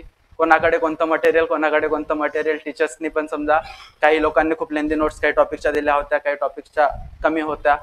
तर मग त्यावेळेस पण ज्यावेळेस तुमचा एवढा मोठा बल्क असतो आणि मग तो रिवाइज नाही होणार, तुम्ही साधा एवढा विचार करा की आपला पेपर मुंबईला होतोय, मुंबईला मी एवढ्या नोट्स नाही घेऊन जाणार आहे पहिल्या दिवशी वाचायला, मी काहीतरी त्याचं छोटं लागेल मला, छोटावाला व्हर्जन. तर त्यासाठी मला वाटतं की लास्ट मिनिट रिव्हिजनसाठी तुम्हाला शॉर्ट नोट्स वगैरे बनवायला जास्त बेनिफिशियल राहील. आणि परफेक्शनसाठी अगेन की अटेम्प्ट करायचा आहे. परफेक्ट 3 क्वेश्चन्सपेक्षा ॲव्हरेज 5 क्वेश्चन्स अटेम्प्ट करणं कधीही चांगलं. मी आता पण सांगतोय आणि हे लक्षात ठेवा, लास्टला तुम्हाला आठवेल हे सगळं. एवढं मेन होतं, जे गोष्टी समजा तुम्हाला आन्सर रायटिंगसाठी याच्या पुढे कामी येतील वगैरे असं मला वाटते. याच्या पुढे काही गोष्टी ज्या मला वाटते पर्सनली बोलायला पाहिजे, खूप सारे लोक रिलेट पण करतील. काही लोकांना वाटत असेल माझी हँडरायटिंग खूपच खराब आहे, तर बघा ज्यावेळेस आपण हँडरायटिंगचं बोलतो ना, मी स्वतः म्हणतो माझी पण हँडरायटिंग काही खूप एक्स्ट्रा ऑर्डिनरी चांगली नाही आहे, उलट चांगलीच नाही आहे. पण ज्यावेळेस आपण म्हणतोय की हँडरायटिंग वगैरे मॅटर करते का, तर मला असं वाटतं की हो करते, पण किती करते की त्याने तुमची पोस्ट नाही जाणार. हँडरायटिंग तेवढे मॅटर करते की तुमची रँक 1, 2, 4 ने कमी होणार, 2-4 मार्क्स तुम्हाला कमी मिळतील. एवढं मी पण मान्य करतो, एकदम मी डिनाय नाही करणार की हँडरायटिंग मॅटर्स नाही करत, पण तुमची पोस्ट हँडरायटिंगमुळे कधीच जाणार नाही आहे. जर तुमच्यापैकी कोणी असं असेल जो म्हणत असेल की माझी हँडरायटिंग खराब आहे आणि त्यामुळे माझं सिलेक्शनच होणार नाही, मी डिस्क्रिप्टिव्ह नाहीच करायला पाहिजे, तर ते चुकीचं आहे. तुम्ही कंटेंट प्रॉपर द्या, समोरच्या माणसाला काहीही करून तुम्हाला मार्क्स देणेच आहेत. ठीक आहे, तो प्रेझेंटेशनच्या नावावर तुमचा एखादा दुसरा मार्क्स कापू शकतो, पूर्ण 10चे 10 मार्क्स नाही कापू शकत. आणि हँडरायटिंगचे मी काही सॅम्पल सांगतो. ही माझी हँडरायटिंग आहे. सर झूम कुठून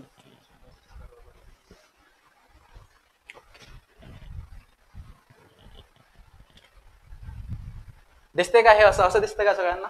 ओके, काही प्रॉब्लेम नाही. ही माझी हँडरायटिंग आहे. टेस्टच होते आपली एक्सलन्सची, तेवर नाव 6वी टेस्ट होती, बघून घ्या. याच्यावरच पोस्ट भेटली आता जे आहे ते आहे शेवटी. ठीक आहे, याच्यापेक्षा बेटरच असेल असं वाटते सगळ्यांची. काही लोकांची याला मॅच जरी होत असेल तरी पोस्ट भेटते, मी ते देतोय स्टॉक समजा. त्यामुळं ठीक आहे, हँडरायटिंग तेवढी पण मॅटर नाही करत, अल्टिमेटली शेवटी कंटेंट आहे. ओके, आता काही गोष्टी ज्या मला नोटीस झाल्या, ज्या मी चांगल्या केल्या असं मला वाटते. त्यामध्ये एक होतं की जेवढ्या टेस्ट झाल्या ना त्यापैकी मी एकही मिस नाही केली. माहित आहे, माझी स्टार्टिंगपासनं पहिल्या टेस्टपासनं सेक्शनल असो, कम्प्लीट फुल लेंथ असो, मी सगळ्या टेस्ट दिल्या, एका टेस्टला मी अब्सेंट नव्हतो. आणखी ॲडिशनल वगैरे जे पण असतील त्यामध्ये बी काही कम्प्लीट केला. उलट काही वेगळ्या बॅचेस वगैरे होत्या, काही लोकांनी बाहेर प्रॅक्टिस घ्यायला सुरू केली होती, मी तिथे पण प्रॅक्टिस करायचो, त्यांना पेपर ऑनलाईन पाठवायचो. त्यानंतर एक आणखी मी चांगली गोष्ट केली, मला असं वाटते की मी शॉर्ट नोट्स बनवल्या होत्या. त्यामध्ये पर्टिक्युलरली फूडवाला जो पार्ट माझ्यासाठी नौखा होता एकदम, माझं काही नाही आहे फूडमध्ये, तर फूडच्या मी कम्प्लीट शॉर्ट नोट्स बनवल्या होत्या. केमिस्ट्री माझं ठीक होतं आणि केमिस्ट्रीमध्ये सगळंच इम्पॉर्टंट वाटायचं, त्यामुळे मी नोट्स ज्या होत्या क्लास नोट्स वगैरे त्याच रिवाईज करायचो. आणि ऍक्ट वगैरे ऑलरेडी खूप कन्साइज नोट्स होत्या, त्यासाठी पण मला असं काही वाटलं नाही की मी शॉर्ट नोट्स बनवायला पाहिजे, तर त्यासाठी नाही केलं. फूड पार्टच्या मी पूर्ण केल्या होत्या नोट्स, आणि ज्या मला वाटत होत्या की मला येऊ शकतात त्याच्या मी नोट्स नव्हत्या बनवल्या. ह्या गोष्टी मी चांगल्या केल्या होत्या. त्यानंतर मी रिव्हिजन खूपच जास्त केली होती. म्हणजे मला आता माझी मेन्स होऊन वर्ष झालं, आज 9 तारीख आहे, राईट उद्याचा 10, मी या टाइमला मुंबईला होतो समजा मागच्या वर्षी, तर राईट वर्ष झालं. मला आज पण तुम्ही एफएसओ सिलेबस मधल्या कोणत्याही एक वर्ड उचलला आणि त्या वर्ड बद्दल मला 1, 2, 4 वाक्य सांग असं म्हटलं ना, मी सांगू शकतो. म्हणजे प्रत्येक याच्या मी मेन बॉडीज पार्ट करून ठेवल्या होत्या. रिव्हिजन खूप जास्त केली होती मी यासाठी की मला मेन बॉडीज वगैरे पार्ट असल्याच पाहिजे, ते माझी पार्टच होती. त्यानंतर एक्स्ट्रा कंटेंट वगैरे मी फक्त इंट्रोडक्शन आणि कन्क्लुजन साठी शोधलं होतं.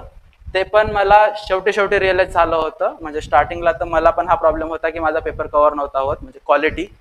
तर मी शेवटी इंट्रोडक्शन आणि कन्क्लुजनवर एक्स्ट्रा कंटेंट शोधायला सुरू केलं, पण त्यात माझे सगळं करणं झालं नाही कम्प्लीट. म्हणजे काही टॉपिकसाठी मी करू शकलो, काही टॉपिकसाठी नाही करू शकलो. एक मला आठवते आता पण फूड इरॅडिएशन टॉपिक आहे, त्याचं मी कन्क्लुजन असं बनवलं होतं.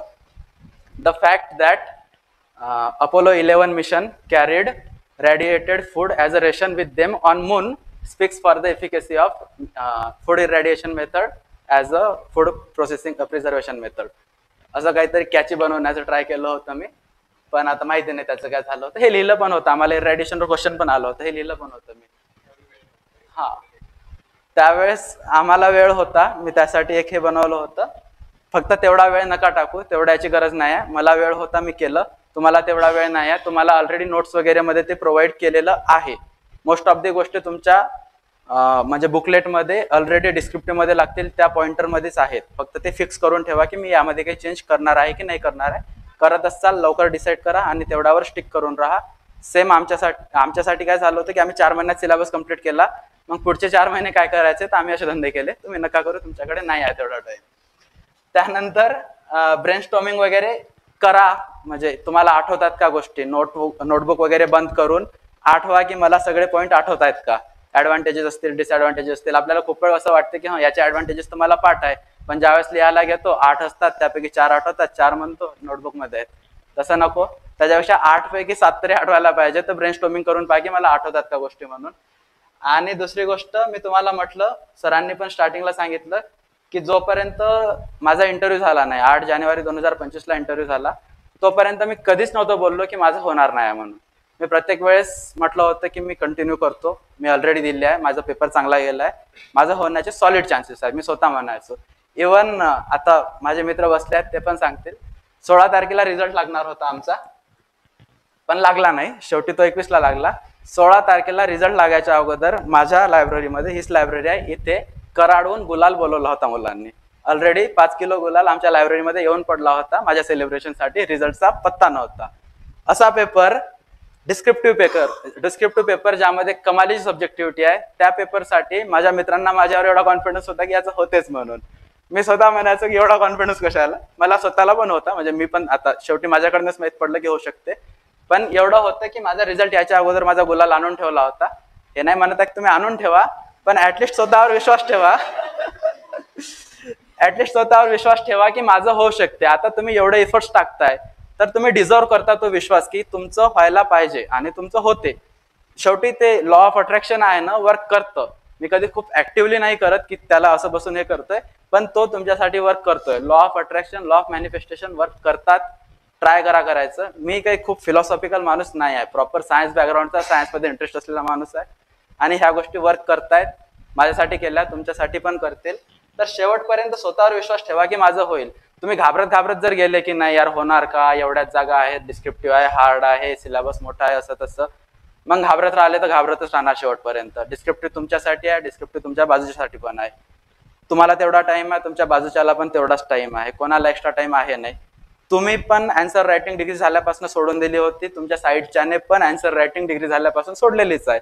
तो पण काय आन्सर रायटिंग करत बसला नव्हता कोणी. आणि युपीएससी वाले इकडे येणार नाहीत, आले तरी त्यांना सेम लेवलची डिफिकल्टी जाणार आहे, कारण सिलेबस वेगळा आहे. ओके, तर स्वतःवर विश्वास ठेवा की आपलं होईल आणि ही गोष्ट करेल वर्क. तुम्ही स्वतः हे करा की होणार म्हणून. त्यानंतर काही गोष्टी ज्या मी चुकवल्या असं मला वाटते आणि ह्या तुम्ही नाही केल्या पाहिजे, यावर थोडं स्पेशली लक्ष द्या. एक की मी खरंच तेवढी जास्त प्रॅक्टिस नव्हती केली. पहिली गोष्ट पहिलं होतं काइंड ऑफ ओव्हर कॉन्फिडंट पण म्हणू शकता, थोडासा ते पण होतं की होऊन जाणार. आणि दुसरी गोष्ट असं वाटत होतं, म्हणजे कंटाळा येत होता. शेवटी माणूस कसं आहे, डोकं मला आन्सर रायटिंग प्रॅक्टिस नाही करायची यासाठी 17 रिझन्स शोधून ठेवते. त्याच्यापैकी काही रिझन्स माझ्यावर हावी झाले आणि त्यामुळे मी प्रॅक्टिस केली नाही. तेवढी फिक्स प्रॉपर प्रॅक्टिस मी केली नाही जेवढी पाहिजे होती. माझे खूप सारे दिवस ब्लँक गेले, खूप सारे दिवस मी प्रॅक्टिस केली नाही. आणि सेम गोष्ट तुमच्यासोबत आता होत असेल ती चुकीची आहे. बदला, आताच बदला आणि आताच टाइम आहे. शेवटी 3 महिने आहे. आता जरी तुम्ही कंटिन्यू प्रॅक्टिस केली तर डेफिनेटली होते, काहीच प्रॉब्लेम नाही आहे. ठीक आहे. आणि त्याच्यासाठी म्हणजे आपण प्रॅक्टिस करतोय का नाही हा ट्रॅक ठेवण्यासाठी काहीतरी शेड्यूल बनवा, की मी रोज 5 करतोय, 5 साठी डायरी बनवा आणि त्या डायरीमध्ये टॉपिक्स लिहा की मी आज कोणकोणत्या टॉपिकवर टेस्ट दिली किंवा क्वेश्चन लिहा की काय लिहिलंय. समजा लेट्स से तुम्ही ऍडव्हान्टेजेस वगैरे लिहिले तर मग ऍडव्हान्टेजेस ऑफ नॅचरल फार्मिंग असं काहीतरी समजा करून ठेवा. त्यानंतर मी स्पेशल डायग्रामसाठी नोटबुक बनवली नाही, माझं हे चुकलं आणि याचा एक रिझल्ट म्हणून माझा स्कोर कमी झाला. आम्हाला पेपर 2 मध्ये इमर्जिंग प्रोसेसिंग वगैरे प्रोसेसिंग टेक्नॉलॉजीवर क्वेश्चन्स आले आणि मी तो असाच लिहून आलो, जस्ट कंटेंट त्याचे डायग्राम काढले नाही कारण मला आठवलीच नाही. मी प्रॅक्टिस नव्हती केली डायग्राम्सची वेगळी समजा आणि त्यामुळं मला असं वाटतं की पेपर 2 मध्ये माझा जो स्कोर कमी झाला आहे. पेपर 1 मध्ये मी ओकेश आहे की चला ठीक आहे आले तेवढे पण आणि ते ठीक आहेत समजा जसे बाकी लोकांना स्कोर आलेत ना त्या हिशोबाने ते ठीक आहेत. पण पेपर 2 मध्ये तेवढे कमी मी एक्सपेक्ट नव्हतो करत, पण मी कुठेतरी स्वतःच्या पायावर कुऱ्हाड मारली त्यावेळेस की मला असं वाटतं की मी त्यावेळेस डायग्रामसाठी पण एक वेगळी नोटबुक बनायला पाहिजे होती, मी नाही बनवली. आणि फ्लोचार्ट्स वगैरे पण मी तेवढ्या कॉन्शियसली ट्राय नाही केले त्यावेळेस, तेवढं एफर्ट्स नाही टाकलं त्यामध्ये, त्याचं रिझल्ट म्हणून माझा स्कोर कमी झाला ऑलरेडी. त्यानंतर एक असं झालं होतं की मी थोडा पेन वगैरे चेंज करायला पण मला असं वाटतं की हे केलं. विषय असा झाला होता की आम्ही वर्षभर प्रॅक्टिस केली होती ब्लँक पेजेसवर, एकदम कम्प्लीट ब्लँक A4 शीट्सवर प्रॅक्टिस केली होती आणि 28 जानेवारी 2023ला सिव्हिल इंजिनिअरिंगचा मेन्सचा पेपर आला. त्यांचे पेपर झाले MPSCला लायनिंगच्या याच्यावर. मग आमच्याकडे 10-12 दिवस होते. आम्ही एक्सपेक्ट करत होतो की लायनिंगचं पण येऊ शकतं, पण ते 10-12 दिवसामध्ये मी अगोदर वापरायचो पायलटचा V5 पेन. ठीक आहे, पायलट V5 मी यूज करत होतो. मग त्यावेळेस मी त्यावर लिहून बघितलं, मला त्यावेळेस नोटीस झालं की या पेनने लाइनिंग मध्ये माझ्या हँडरायटिंग खूप चांगली दिसत नाही आहे. V5 ने ब्लँक पेजेसवर चांगली हँडरायटिंग दिसत होती, तुम्हाला सध्या दाखवलं मी, थोडं ओकेश होतं, पण लाइनिंग मध्ये त्याच्यापेक्षा थोडी खराब म्हणजे कंजेस्टेड वाटत होती. जेल पेनने आणखी कंजेस्टेड वाटत होती मला. आता हँडरायटिंग सगळ्यांची वेगवेगळी आहे, पेन कोणासाठी वर्क करणार कोणासाठी नाही करणार मी माझं सांगतोय. ओके, तर तिथे मला असं वाटतं की मी चेंज करायला पाहिजे होतं, बॉल पेन वगैरेवर शिफ्ट झालं असतं थोडं बेटर झालं असतं, पण मी नाही केलं. सेम गोष्ट मी तुम्हाला सांगतोय, जर तुमचा एखादा खूपच आवडता पेन असेल पण त्याने स्पीड नसेल येत किंवा त्याने समजा तुम्हाला म्हणजे तेवढे चांगले आउटपुट्स नसतील भेटत तर एक वेळ दुसरा ट्राय करून बघा. त्यानंतर एक माझी मोठी चूक ही होती की मी MPSCला UPSC सोबत कन्फ्यूज केलं. मला असं वाटलं डिस्क्रिप्टिव्ह आहे, अनालिटिकल क्वेश्चन्स थोडे जास्त विचारतील वगैरे, आणि मी थोडासा जो एक्स्ट्रा टाइम होता माझ्याकडं त्यामध्ये अनालिटिकल गोष्टींवर जास्त शिफ्ट झालो होतो की एकदम फ्युचरिस्टिक काहीतरी खूपच जास्त अनालिटिकल क्वेश्चन विचारतील, याचे इम्पॅक्ट त्याचे इम्पॅक्ट इकॉनॉमीवर वगैरे असं तसं. तसलं काहीच नाही झालं. Proper factual application based question आले होते. ऍप्लिकेशन बेस्ड क्वेश्चन थोडे जास्त येतात MPSCला, आमचा पेपर बघितला असेल तुम्ही, तुमच्यासाठी पण करून ठेवा. तर UPSC नाही आपण MPSC देतोय. चान्सेस आहेत की तुम्हाला पण फॅक्च्युअल क्वेश्चन्स जास्त येतील, ऍप्लिकेशन बेस्ड क्वेश्चन जास्त येतील, अनालिटिकल खूप जास्त येणार नाही असे चान्सेस आहेत. अगेन इट्स MPSC, मी काय अध्यक्ष नाही आहे, मी काय पेपर काढणार नाही आहे. ओके, तर हे जस्ट गेस आहेत. फक्त मी म्हणतोय की एक्सपेक्ट नका करून चालू की UPSC सारखंच काहीतरी होणार, तसं काही नाही होणार आहे. म्हणजे जे होईल ते वेळेवर होईल, पण काहीतरी असं डोक्यात एक नका ठेवू की हे करायचं आहे वगैरे. याच्यामधलं काही आता आपण आलोय शेवटच्या स्लाइडवर ऑलमोस्ट, की पेन वगैरे समजा ऑलरेडी आता तुम्हाला 2 महिने झालेत, तुम्ही डिसाईड केलंच असेल कोणता पेन यूज करायचा. काही लोक जनरली करतात समजा पायलटचे V5, V7. आमच्या वेळेस मोस्टली हेच चालले होते, पायलटचे V5, V7. त्याच्यानंतर काही पर ऑप्शनल म्हणून समजा युनोमॅक्सचे झाले, नटराजचे झाले. आता सध्याच्या कंडिशनला काही लोक फ्लेअरचं ग्लास जेल म्हणून पेन येते ते वाले पण यूज करतायत. तर बघा यांच्यापैकी एक्सपेरिमेंट करा, एक 2 पेपर सॉल्व्ह करा प्रत्येक पेनने, आणि कोणतं तरी एक डिसाईड करा आणि त्याने चुपचाप स्टिक राहा. ठीक आहे, जे पण असेल कोणतं पण, याच्यापेक्षा बाहेरचं असेल, यामधलं असेल किंवा कोणतंही असेल, एक घ्या, त्यासोबत स्टिक राहा. त्या पेन सोबत तुम्ही फॅमिलियर झाले तर थोडं बेटर होणार. शेवटी तोच आपला हत्यार आहे शेवटच्या याच्यामध्ये. त्यानंतर एक की FDAच्या आमच्या एक्झामला तुमच्या एक्झाम सोबत कन्फ्युज नका करू.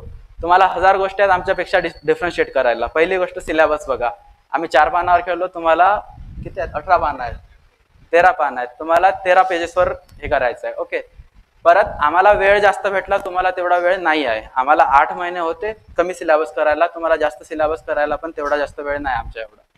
दुसरी गोष्ट, आमच्या वेळेस सगळे नवीन होते, एकदम ग्राउंड लेवल होतं सगळं. लास्ट एक्झाम 2016-17 मध्ये झाली होती. त्यानंतर म्हणजे ते जे होते ते ऑलरेडी काहीतरी दुसरं करतायत, आता आम्हीच होतो. तर सगळे ग्राउंड लेवलला होते, म्हणून यामध्ये तेवढी जास्त कॉम्पिटिशन म्हणजे जुन्या लोकांचं वगैरे एज आहे किंवा कोणाचे कन्सेप्ट क्लिअर आहेत ह्या गोष्टी आमच्यासाठी कमी होत्या. ऑलरेडी म्हणजे ऑलमोस्ट सगळं आम्हाला नवीनच होतं, त्यामुळे सगळ्यांना हे करायचं होतं. दुसरी गोष्ट, मुलं पण समजा म्हणजे फॅक्ट हेच आहे की ज्यावेळेस आमचं मेन्स चालले होते, आमचे मेन्स, तर मेन्ससाठी 3113 लोक क्वालिफाय झाले होते. यापैकी फॉर्म 2173 आले होते फक्त. असं रेअरली कधीतरी होते की 2113 लोक क्वालिफाय झाले आणि याच्यापैकी जवळपास 1000 लोकांनी मेन्सचा फॉर्मच नाही भरला. या 2173 पैकी माझ्या एक्झाम सेंटरमध्ये आता मी बघा 24ची एक्झाम कॅपॅसिटी होती क्लासरूमची. पेपर 1ला 14 लोक प्रेझेंट होते, पेपर 2ला यातला एक गॅप झाला होता, 13च होते. ठीक आहे. तुमच्या ऍग्रिकल्चर मध्ये एकही क्लासरूम असं नसणार नाही की जिथे 24 पैकी 23-22च्या खाली लोक प्रेझेंट राहतील. ठीक आहे. आणि तुमच्या याच्यामध्ये समजा आता जेवढे याच्याच आजूबाजूला 3500-3700 लोक क्वालिफाय होतील, त्याच्यापैकी तेवढेच लोक, ऑलमोस्ट तेवढे लोक सगळे, याच्यापैकी 500-700 लोक सोडून दिले तर सगळे लोक फॉर्म भरतील आणि सगळे पेपर द्यायला येतील. ओके. आमची ज्यावेळेस टेस्ट सिरीज व्हायची, एवढ्या क्लासरूम मध्ये आम्ही सगळे बसून जातो. तुमच्यासाठी तिकडे वेगळा क्लासरूम करावा लागतोय. तर आमची एक्झाम एक्सेप्शनल होती, तुमची नाही आहे. तुम्हाला त्यासाठी त्यापेक्षा थोडं जास्तच करावं लागेल. मी म्हणतोय, मी जेवढे एफर्ट्स घेतले FSO साठी तेवढेच एफर्ट्स मी ऍग्रीमध्ये घेतले, तर मला नाही वाटत की मी झालो असतो म्हणून. ठीक आहे. म्हणजे कॉम्पिटिशन एवढी जास्त आहे ना तुमच्यासाठी की आमच्यापेक्षा तुम्हाला जास्तच करावं लागेल. मी जे पण केलं असेल ना, माझ्यापेक्षा एक पाय पुढे जाऊन तुम्हाला करावं लागेल आणि ऑप्शन नाही आहे काय. शेवटी अल्टिमेटली आपण चूज केली आहे MPSC. This is package, whole package. याच्यासोबत जर तुम्हाला एक पोस्ट मिळते, गॅझेटेड पोस्ट मिळत आहे तुमच्यासाठी, आता क्लास 1च्या पोस्ट, DDAची जर पोस्ट मिळत आहे तुम्हाला, तर त्याच्यासाठी येणारे ते कष्ट पण आपल्याला घ्यावंच लागतील. ओके. दुसरी गोष्ट, मोबाईलवर नंतर बोलतो. हेच सेम गोष्ट की ऍग्री MPSCच्या 25 बद्दल आपण शुअर नाही आहोत. जागा येणार नाहीत, नाही म्हणजे येणार आहेत, नाही येणार आहेत, आपल्याला काहीच माहिती नाही. तर सध्याच्या कंडिशनला जे आहे ते हेच आहे. यामध्ये नाही झालं तर पुढच्या वर्षी येणार, नाही येणार, मग लक फॅक्टर येऊन जाणार खूप जास्त. मग परत बँकिंगवर शिफ्ट व्हा, हे करा, ते करा, असं करा. त्यापेक्षा हेच ऑप्शन आहे आणि यामध्येच निघूया असं विचार करून थोडंसं करू. त्यानंतर मोबाईल वगैरेचं हे होतं सांगायचं की ज्यावेळेस आपण एक्स्ट्रा कंटेंट शोधतो ना, तर आपण खूप जास्त त्याच्यात वाहवत चालले जातो की मला काहीतरी एक्स्ट्रा सापडत आहे आणि मी तेच करत बसतो. तर त्यापेक्षा मला एक बेटर वाटते, असं जर कोणी म्हणजे कोणाला जास्त येत असेल की मोबाईलमध्ये खूप जास्त जातोय, तुम्ही चेक करायचं असेल स्क्रीन टाइम आहे डिजिटल वेलबिंग मध्ये तुमच्या मोबाईलमध्ये सेटिंगमध्ये स्क्रीन टाइम बघा. आज बरं तुम्ही टेस्ट सॉल्व केली, आज नसेल खूप जास्त, कालचा स्क्रीन टाइम बघा तुमचा किती होता. जर तुमचा समजा लेक्चर सोडून ना, लेक्चरचं सोडून जर ऍडिशनल तुमचा स्क्रीन टाइम 2-3 तासाचा जात असेल तर कुठेतरी तुम्हाला मोबाईल घरी ठेवण्याची गरज आहे. मग असं करा, दिवसातला स्लॉट डिवाइड करा. सकाळच्या स्लॉटला मी मोबाईल सोबत घेऊन येणार, दुपारून घरी ठेवून येणार, किंवा सकाळून मी बिना मोबाईलचा लायब्ररीत येणार, संध्याकाळून मोबाईल घेऊन येणार, किंवा मग दिवसभर मोबाईल घरी ठेवणार. जे पण तुम्हाला कम्फर्टेबल होईल ते. ज्या स्लॉटमध्ये मोबाईल आणला त्या स्लॉटमध्ये लेक्चर करायचे. आता तुम्ही ऑफलाईनला येता तर प्रॉब्लेम नाही, रेकॉर्डेड वाल्यांसाठी ते. तर थोडंसं ते करू शकता की दिवसभर मोबाईल सोबत वापरण्यापेक्षा थोडं साईडला ठेवलेलं बरं. कधी आपण एक रील बघता बघता अर्धा तास टाकतो, आपल्याला माहिती नाही पडत, आणि ते होतं. माझ्यासोबत खूप झालं. माझा स्वतःचा स्क्रीन टाइम कधी कधी 11-11 तास जातो. आता तर बरं ठीक आहे, पण अगोदर पण कधी कधी जायचा. तर ते चुकीचं आहे अल्टिमेटली. त्यानंतर सेम गोष्ट फ्रेंड सर्कलसाठी. इनमेन 3 महिने हातात राहिले आहेत तुमच्या, तर थोडं लिमिटेडच ठेवा. चहासाठी 12 लोक चहा प्यायला गेले, कट्ट्यावर गप्पा मारताय, काही मजा नाही आहे. त्यामुळं थोडंसं लिमिटेड फ्रेंड सर्कल, थोडे दिवस एकांतवास बराच आहे. तर ट्राय करा जर होत असेल. आता मी वयाने तुमच्यापेक्षा बऱ्याच लोकांपेक्षा लहानच आहे, छोटा मू बडी बात, पण ह्या गोष्टी मी लायब्ररीमध्ये, आमच्याच लायब्ररीमध्ये किंवा मी जिथे पण राहिलो तिथे बघितले खूप लोकांनी करताना. इव्हन चांगलं कॅलिबर असणारे लोक जस्ट फ्रेंड सर्कल्स किंवा बाकीच्या गोष्टीमुळे मागे राहताना मी बघितलेत. ठीक आहे. अल्टिमेटली तुम्हाला बॅलन्स करायचं आहे. मी असं नाही म्हणत आहे की सगळं सोडून द्या, पण बॅलन्स तर करावं लागेल, त्याशिवाय ऑप्शन आहे नाही काय. आणि एक लास्टला होतं की everything happens for a reason. याच्यावरनं मला माझी स्टोरी सांगायची होती थोडीशी. मी हे खूप वेळ सांगतो, आता तुम्हाला पण सांगतोय. ज्यावेळेस माझी 12वी झाली होती, माझ्या डोक्यात होतं की सिव्हिल सर्व्हिसेस करायचे UPSC साठी. नेमके ते अन्सार शेख यांचा रिझल्ट आला होता 11वी मध्ये. त्यांचं पुस्तक वाचलं, ते डोक्यात घुसलं. आणि मग मी पण बनणार तर IAS असं चाललं होतं डोक्यामध्ये. आणि मग मी काय डिसाईड केलं की त्यांचा जो पाथ होता तो फॉलो करायचा, की 12वी झाली, 12वी नंतर BA ला ऍडमिशन घ्यायची आणि त्यानंतर मग UPSC वगैरे करायची. पण मग त्यानंतर समजा मला घरच्यांनी वगैरे सांगितलं की तू समजा काहीतरी स्ट्रॉंग बॅकग्राऊंड म्हणून एखादी टेक्निकल डिग्री वगैरे करून ठेव आणि बीटेक बायोटेकला ऍडमिशन घेतली. बायोटेकला घेतल्यानंतर पूर्ण बॅच मधला सगळ्यात जास्त आळशी पोरगा कोणी असेल तर मी होतो. मी खरं सांगतो, मी खूप जास्त बायोटेकचा अभ्यास केला नव्हता त्यावेळेस. म्हणजे स्टार्टिंगला तरी नाही केला, धीरे धीरे रिअलाइज झालं की हेच आहे तर मग करावं लागेल. स्टार्टिंगला मला करावं नव्हतं लागत, म्हणजे करावं नव्हतं वाटत. आणि त्यावेळेस मी खरं रिग्रेट करत होतो की काच बायोटेकला ऍडमिशन घेतली म्हणून. पण मग त्याच्यानंतर डिग्री झाली. डिग्री झाल्यानंतर आपली ॲग्री MPSCची ॲड आली आणि ॲग्री MPSC मध्ये माझा अर्ध्या मार्कांचा रिझल्ट गेला. आणि त्यावेळेस मग अनादर मला रिग्रेट आला की यार अर्ध्या मार्कांना माझा रिझल्ट गेला, मग माझ्यासोबत कोण होते वगैरे वगैरे असं तसं बऱ्याच गोष्टीची निगेटिव्हिटी आली. 2 गोष्टी लक्षात ठेवा. एक की मी बायोटेक घेतली, त्या गोष्टी बायोटेक घेतलं आणि त्या गोष्टीचा मला खूप जास्त रिग्रेट झाला होता. दुसरं, माझा प्रीचा रिझल्ट गेला होता.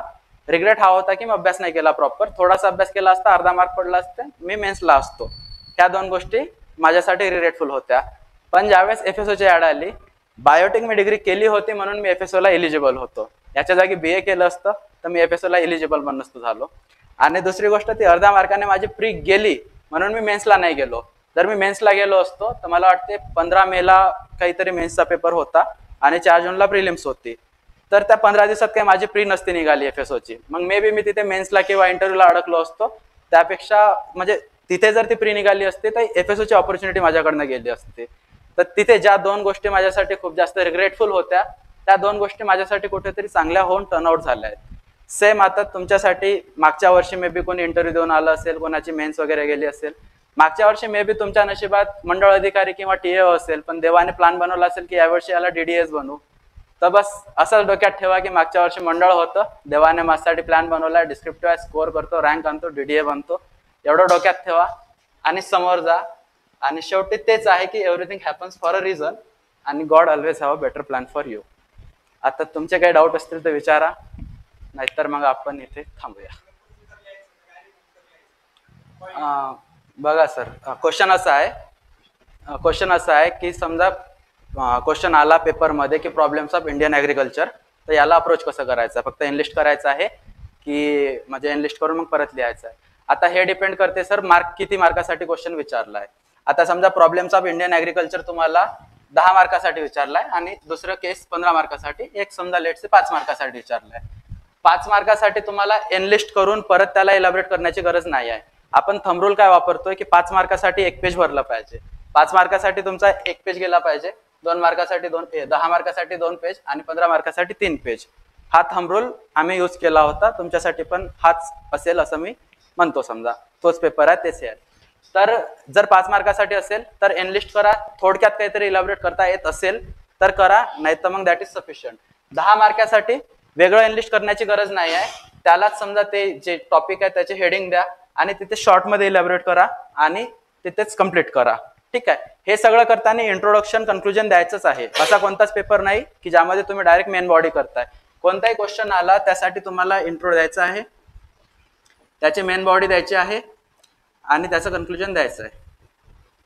ठीक आहे. मग हे एक एक ओळीत का होईना, इंट्रोडक्शन तुम्हाला 1 ओळीत देता आलं द्यायचं, कन्क्लुजन 1 ओळीत देता आलं द्यायचं, सोडायचं नाही. कारण ते इनकम्प्लीट आन्सर वाटतो, वाचताना असं वाटतं की यानं डायरेक्ट काहीतरीच लिहून आलाय, त्यापेक्षा थोडं काहीतरी द्यायचं. ओके. असं गरजेचं नाही की प्रत्येक वेळेस तुम्हाला रिपोर्ट्सच आठवतील, काहीतरी मोठं स्टॅटिस्टिक्स आठवत नाही सगळ्यांना. काहीतरी तिथे तुम्हाला जे सुचलं ते लवकर लिहायचं, मेन बॉडीवर यायचं आणि कन्क्लुजन मध्ये मग एखादं वे फॉरवर्ड टाईप वगैरे कन्क्लुजन द्यायचं. पॉझिटिव्ह नोटवर कन्क्लुजन असलं तर थोडं चांगलं होतं, तर पॉझिटिव्ह नोटवरच कन्क्लूड करायचं ट्राय करायचं. ओके. 15 मार्कासाठी जर असेल तर मग तुम्हाला त्यामध्ये एनलिस्ट करायचं आहे सेपरेटली. एनलिस्ट करताना फ्लोचार्ट्स वगैरे थोडं बेटर वाटेल, असे काढा कसे काढा, आणि मग त्याच्यानंतर मग त्याला सेपरेटली इलॅबोरेट करायचं आहे. मग ते तुम्हाला वेटेज पाहून डिसाईड करावं लागेल. हां हां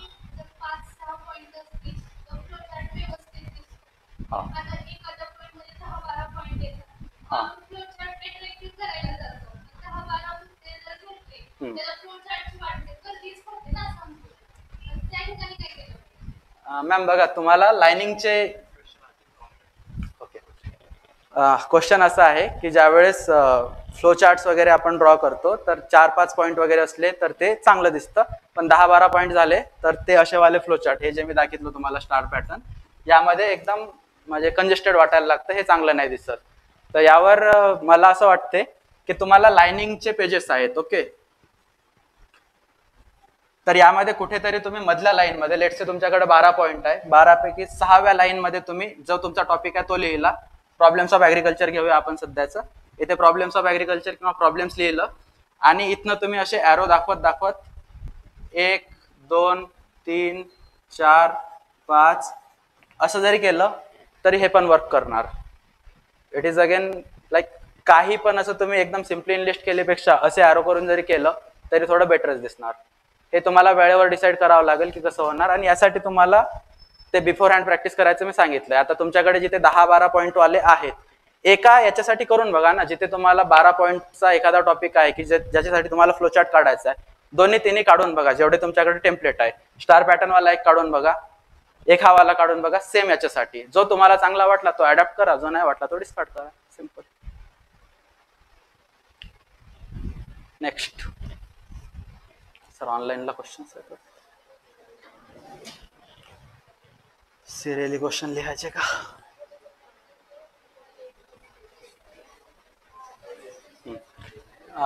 प्रीती मॅम यांचा क्वेश्चन आहे ऑनलाईनला, सिरियली क्वेश्चन लिहायचे की आधी डायरेक्ट क्लासचा क्वेश्चन घेतला तरी चालतो. तर बघा, तुम्हाला जे मेजर क्वेश्चन आहेत, तुम्हाला बघा क्वेश्चन नंबर 1 आहे, त्याच्यामध्ये सब क्वेश्चन्स आहेत 1, 2, 3, 4 असं. तर क्वेश्चन नंबर 1 तुम्ही लास्टला घेतला किंवा लास्टचा अगोदर घेतला, असाच क्वेश्चन नंबर मोठा वाला 5 आहे, तो तुम्ही एकदम स्टार्टिंगला सॉल्व्ह करायला घेतला तरी काही प्रॉब्लेम नाही. फक्त एक वेळ हा क्वेश्चन घेतल्यानंतर यामधले जे सब क्वेश्चन्स आहेत 1, 2, 3, 4 त्याला हे नाही करायचं आहे, म्हणजे त्यामधलं तुम्ही एक सोडता आणि दुसरं अटेम्प्ट करता असं नाही करायचं आहे. त्यामध्ये तुम्हाला मग जेवढे अटेम्प्ट करायला सांगितले ते तुम्हाला करायचेच आहेत. म्हणजे एक क्वेश्चन 1 मधला लिहिला आणि दुसरा मग क्वेश्चन 5 मधला लिहिला असं नाही चालत. मेजर जो क्वेश्चन आहे म्हणजे मेन क्वेश्चन, तो तुम्हाला एक कोणताही घेता येतो आणि त्या हिशोबानं करता येतो. सर रायटिंग स्पीडवर बोला. प्रकाश सर यांचा क्वेश्चन आहे की रायटिंग स्पीडवर बोला, क्वेश्चन नाही, जस्ट बोलायला सांगितलं. सर एकच सांगू शकतो की प्रॅक्टिस करावी लागेल.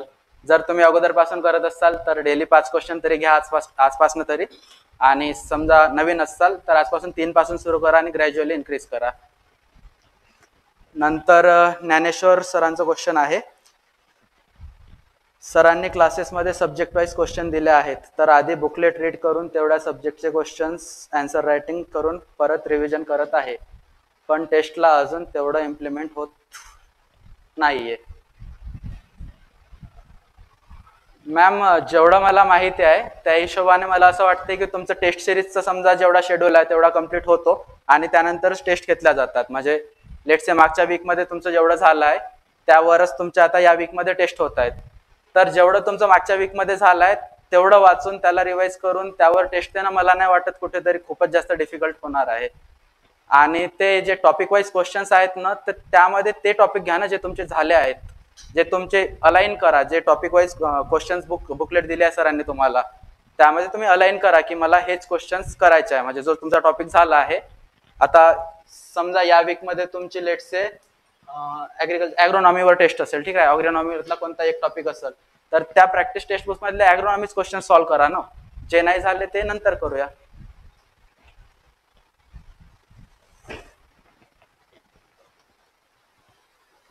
हाफ पेज राहिले तर दुसरा क्वेश्चन स्टार्ट केला पाहिजे का, न्यू पेजवर केलं पाहिजे? सर सप्लिमेंट्स वगैरे नाही भेटत, पण जेवढे त्याच्यामध्ये दिले क्वेश्चन आहे अगेन की हाफ पेज जर राहिला आन्सर लिहिता तर त्यामध्ये तिथेच नवीन क्वेश्चन सुरू करायचा की दुसऱ्या पेजवर करायचा, तर प्रिफरेबली दुसऱ्या पेजवर करा, कारण तुमच्याकडे स्पेस राहतो तेवढा, असं खूपच जास्त हे नाही होत. आणि तरी नवीनवरच करा, माझ्या हिशोबाने तुम्हाला पुरतात. म्हणजे मी स्वतः कधी सब क्वेश्चन त्याच क्वेश्चन खाली सुरू नाही केला. बघा, एक असं होतं ज्यावेळेस आपल्याला ते आन्सर बुकलेट येतात ना, त्या आपली A4 साईजची जेवढी लेंथ आहे ना तेवढी जास्त लेंथ नसते, ती अशी ब्रॉड असते आणि थोडीशी लेंथ कमी असते. ओके, फायनल वाल्या जो MPSCच्या आन्सर शीट आहेत ना त्यावाल्या, तर त्यामध्ये तुम्हाला म्हणजे खूप जास्त हे म्हणजे नाही वाटत. कसं झालं, तुम्ही अशी आन्सर शीट आहे यामध्ये तुम्ही लेटसे इथपर्यंत लिहत आला पहिला क्वेश्चन. आता इथून नवीन क्वेश्चन सुरू केला तर खूप चांगलं नाही दिसत. त्यापेक्षा नवीन पेजवरच सुरू करा आणि 55 pages is more than enough. म्हणजे पहिली गोष्ट 3 तासात लिहिणं होत नाही आणि कायच लिहिणार आहात एवढं. पहिला क्वेश्चन समजा 2-3 लाईनच वापरले, अशा केस मध्ये 4-5 लाईन सोडून सब क्वेश्चन घ्या. पण हा झाला असेल किंवा आधी 40% कव्हर झाला असेल पेपर, तर पुढच्या पेजला घ्या.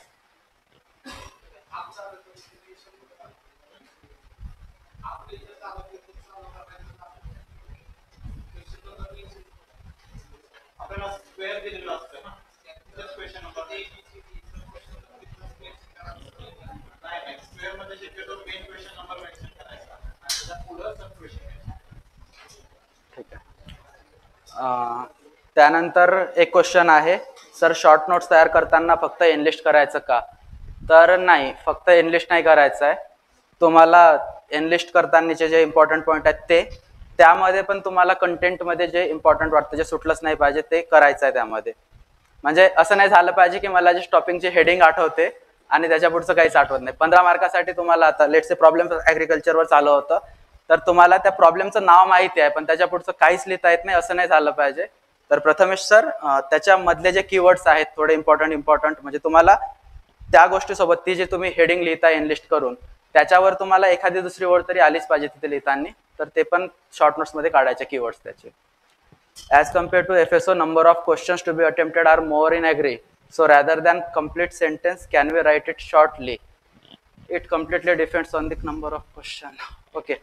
बघा विषय असा आहे की नंबर ऑफ क्वेश्चन्स अटेम्प्टेड कमी जरी म्हणजे जास्त जरी असले ना, पेपर 2 मध्ये आहे तुम्हाला की 20, आम्हाला 19 होते. म्हणजे असं काही खूपच ड्रास्टिकली तुम्हाला खूप जास्त आहे असं काही नाही आहे.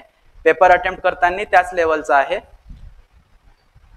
पेपर अटेम्प्ट करताना तुम्हाला त्याच लेवलचं क्वेश्चन्स करायचे आहे. तुम्हाला पण 200 मार्काचंच लिहायचं आहे 3 तासात. आम्ही पण 200 मार्काचंच लिहिलं होतं 3 तासात. आणि लास्टला तुम्हाला असं होतंय की टाइम नाही पुरणार, तर त्यावेळेस तुम्ही फक्त एनलिस्ट करा, पण एकदम स्टार्टिंगला डायरेक्ट एनलिस्ट मध्येच नका जाऊ. प्रॅक्टिस जर बरोबर केली तर तुमचे सगळे क्वेश्चन्स ॲव्हरेज अटेम्प्ट करणं होतातच, काही प्रॉब्लेम नाही. पण इन केस असं झालं की तिथे तुम्ही घाबरले किंवा काहीतरी झालं आणि शेवटचे 2-4 क्वेश्चनसाठी तुम्हाला लेट्स शेवटी 4 क्वेश्चन्स राहिले आणि तुमच्याकडे 15 मिनिटं शिल्लक आहे, मग 4 क्वेश्चन्स मध्ये तुम्ही एनलिस्ट करत करत समोर जाऊ शकता. पण स्टार्टिंग पासनं फक्त एनलिस्ट वगैरे नका करू. आणि सारखंच आहे, म्हणजे खूप काही एक्स्ट्रा जास्त नाही लिहायचं आहे तुम्हाला, पण तेवढंच आहे FSO मध्ये होतं तेवढंच.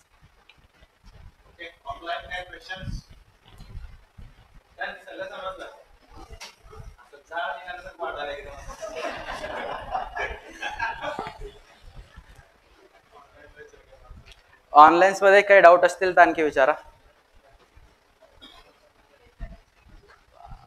This is more difficult.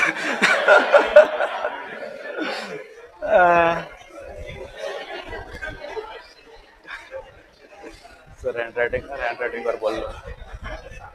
हा क्वेश्चन असा आहे की 7 दिवसाचे 7 दिवस म्हणजे 7 पैकी 6 दिवस अभ्यास केला की 7व्या दिवशी अभ्यास होत नाही, कन्सिस्टन्सी मेंटेन होत नाही. तर ती कन्सिस्टन्सी कशी मेंटेन करायची? पहिली गोष्ट, अभ्यास नंबर ऑफ आवर्स वगैरे मध्ये काउंट केल्यापेक्षा थोडं समजा ते quality of content that goes in to head मध्ये काउंट केलं तर बेटर होईल. आणि दुसरी गोष्ट, 7 पैकी 7 दिवस कम्प्लिटली अभ्यास करण्याचं कंपल्सरी नाही आहे. पर्सन टू पर्सन म्हणजे डिफरंट आहे. काही लोकांना 7 दिवस अभ्यास करून काही वाटत नाही असतात. काही लोकांना 7 पैकी 3 दिवस केलं तरी असं वाटतं की माझा कोटा संपला, आता मी 4 दिवस आराम करतो. तर तुम्हाला समजा 6 दिवस करून 7व्या दिवशी नाही वाटत आहे, तर मग 7व्या दिवशी अभ्यासच करायची इच्छा आहे तर मग लेक्चर वगैरे बघा, that is like relatively less exhausting. किंवा मग ब्रेक घ्या, काही नाही होत. आठवड्यातून थोडासा अर्धा 1 दिवस ब्रेक घेतला तर काही खूप जास्त फरक नाही पडत. पण प्रोव्हाइडेड की त्याचा हँगओव्हर, ब्रेकचा हँगओव्हर सोमवारी नाही आला पाहिजे. ठीक आहे, तसं नका करू.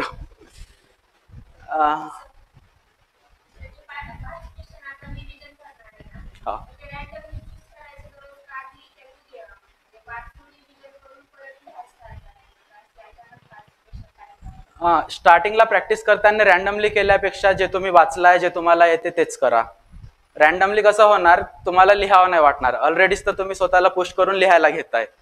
त्यापेक्षा मग समोर आता तुमच्याकडे जे आहे, जे तुमच्या डोक्यात कंटेंट आहे की या सब्जेक्टवर माझी होल्ड आहे किंवा हा टॉपिक माझा करून झालाय, त्या टॉपिकवरच करा आणि तेच होते. मग रिव्हिजन झाले की लगेच टाइम लावून सॉल्व्ह करा. टाइम लावून सॉल्व्ह करा. हा, हे सांगताना एक राहिलं, टायमर लावून सॉल्व्ह करा स्टार्टिंगला. फक्त एवढं आहे की जर नसेलच होत टाइम मध्ये तर खूप जास्त डिमोटिवेट नका हो. आज लेटचे तुम्हाला एक क्वेश्चन सॉल्व्ह करायला 15 मिनिट लागताय, जास्त लागत असतील मोस्ट ऑफ द लोकांना. आज समजा तुम्हाला 20 मिनिट लागताय, तर उद्या ते क्वेश्चन मी कसं 18 मिनिटात कम्प्लीट करणार, म्हणजे त्याच मार्काचं क्वेश्चन मी 18 मिनिटात कम्प्लीट करणार, यावर फोकस करा. एक एक एक एक मिनिट तुम्ही कमी करत आला ना, आरामानं होतो, काहीच प्रॉब्लेम नाही. समाधान सर म्हणतात हँडरायटिंग वर बोला. सर एक वेळ व्हिडिओ परत बघून घेसाल, मी माझे दाखवले आहे. त्यानंतर ज्ञानेश्वर सर म्हणत आहेत, सर काही क्वेश्चन असे आहेत ज्यामध्ये कंटेंट आठवतोय पण आन्सर फॉर्म मध्ये फिल करता येत नाही आहे. सर त्यासाठीच म्हणजे प्रॅक्टिस करायची आहे.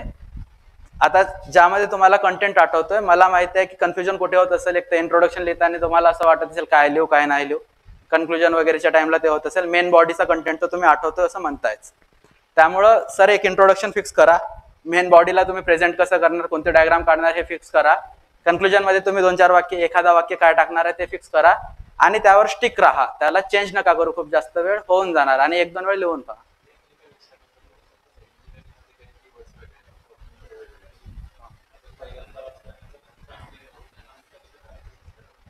हा, तर हे आहे की आता काही सब्जेक्ट तुमच्यासाठी एकदमच नवखे असतील किंवा खूप जास्त टेक्निकल असतील. इंजिनिअरिंगचे झाले समजा, त्यानंतर ॲग्रीबायोटिक वगैरे झालं. काही गोष्टी म्हणजे खूपच जास्त नवीन राहणार. तर त्या गोष्टी जर येत नाही आहेत ना, मग त्यासाठी एवढंच आहे की आपल्याला त्यासोबत वेळ स्पेंड करायचा आहे. लेक्चर बघायचं आहे, रिडिंग करायची आहे, त्याला थोडं थोडं थोडं थोडं डोक्यात घुसू द्या. शेवटी काय वेळ द्यावा लागेल. जर नाही येत ना गोष्टी, वेळ द्यायचं. फक्त वेळ देताना इनपुट आउटपुट रेशिओ लक्षात ठेवा की सब्जेक्ट किती इम्पॉर्टंट आहे, किती प्रोबॅबिलिटी आहे त्याचे फायनलमध्ये क्वेश्चन्स येण्याचे. जर वाटत असेल की याच्यावर येणार आहे तर मग त्याला वेळ द्याच बिलकुल. काही ठिकाणी असं असेल की नसेल, मग त्याला थोडं वरवर केलं तरी चालेल. पण टेक्निकल गोष्टीसाठी तुम्हाला वेळ द्यावाच लागेल. त्या गोष्टी समजून घ्यावाच लागतील. समजून न घेता आपण लिहू नाही शकत. प्रॉब्लेम काय होतं, ऑब्जेक्टिव्ह मध्ये आपण समजून न घेता टिक करू शकत होतो. टिक करायला काही ते रिझन वगैरे नव्हतं विचारत तिथं, त्यामुळे तिथे काही प्रॉब्लेम नव्हता, तुक्के बी लागत होते. इथे जर डोक्यात काही नसेल तर आपण नाही लिहू शकत. तिथे ना कॉन्फिडन्स येतो ना काही आपल्याला कंटेंट येतं त्यामधलं. ओके, आन्सर रायटिंग वर समजा जर कोणाचे काही खूप जास्त जनरल डाऊट्स असतील, म्हणजे कशी आन्सर रायटिंग करायची प्रॉपर, समजा पेपर सॉल्व्ह करताना वगैरे. आता ही रफ प्रिपरेशनसाठी होते, तर त्यासाठी आपण एखादा वेगळा सेशन ठेवूया. तर त्यासाठीचे समजा तुम्ही क्वेश्चन्स वगैरे काढून ठेवा आणि जर पाहिजे असेल सेशन तसं ऑफिसला कॉन्टॅक्ट करा, आपण तसं ऑर्गनाईज करूया. परत आपण घेऊयाच तसं फिक्स.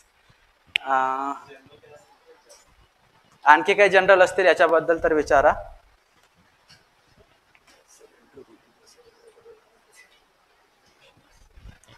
शीतल मॅम यांचा क्वेश्चन आहे की सर इंट्रोडक्शन आणि कन्क्लुजन सब्जेक्ट कंप्लीट झाल्यावर लिहिलं पाहिजे की question wise separate. Ma'am, introduction आणि कन्क्लुजन क्वेश्चन वाईज केल्यापेक्षा टॉपिक वाईज केलेलं बेटर. प्रत्येक क्वेश्चन साठी वेगळा नसतो, म्हणजे मला तरी असं वाटते. त्यापेक्षा एखादा टॉपिक आहे पर्टिक्युलर, त्या टॉपिक बद्दल तुम्हाला एक इंट्रोडक्शन आणि एक कन्क्लुजन, 1-2 समजा रफ जे तुम्हाला बनवायचे असतील ते. एक ही गोष्ट लक्षात ठेवा की तुमच्या सिलेबसमध्ये जेवढे वर्ड्स दिले आहेत, ठीक आहे, तुमचं पण पहिलं अटेम्प्ट आहे, पहिली ॲग्री एमपीएससी चे डिस्क्रिप्टिव्ह होणार आहे, तर पेपर जे काढणार आहेत ते सिलेबस घेऊन बसतील, त्यामधल्याच गोष्टी टाकणार आहे. सरळ सिलेबसमध्ये जे दिसेल ते, असं आपण एक्सपेक्ट तरी करतोय कमीत कमी, शेवटी एमपीएससी. तर त्यामध्ये बघा, तुम्हाला जेवढा पण वर्ड्स आहेत, जेवढे त्यामध्ये टाईप करून दिले आहेत, त्या प्रत्येक वर्डवर तुम्हाला 2-2 पेजेस तरी लिहिता आले पाहिजे. 1-2 पेजेस तुम्हाला त्या प्रत्येक वर्डवर लिहिता येते का? सिंपल, फक्त एवढा वाला क्वेश्चन की राईट शॉर्ट्स नोट ऑन.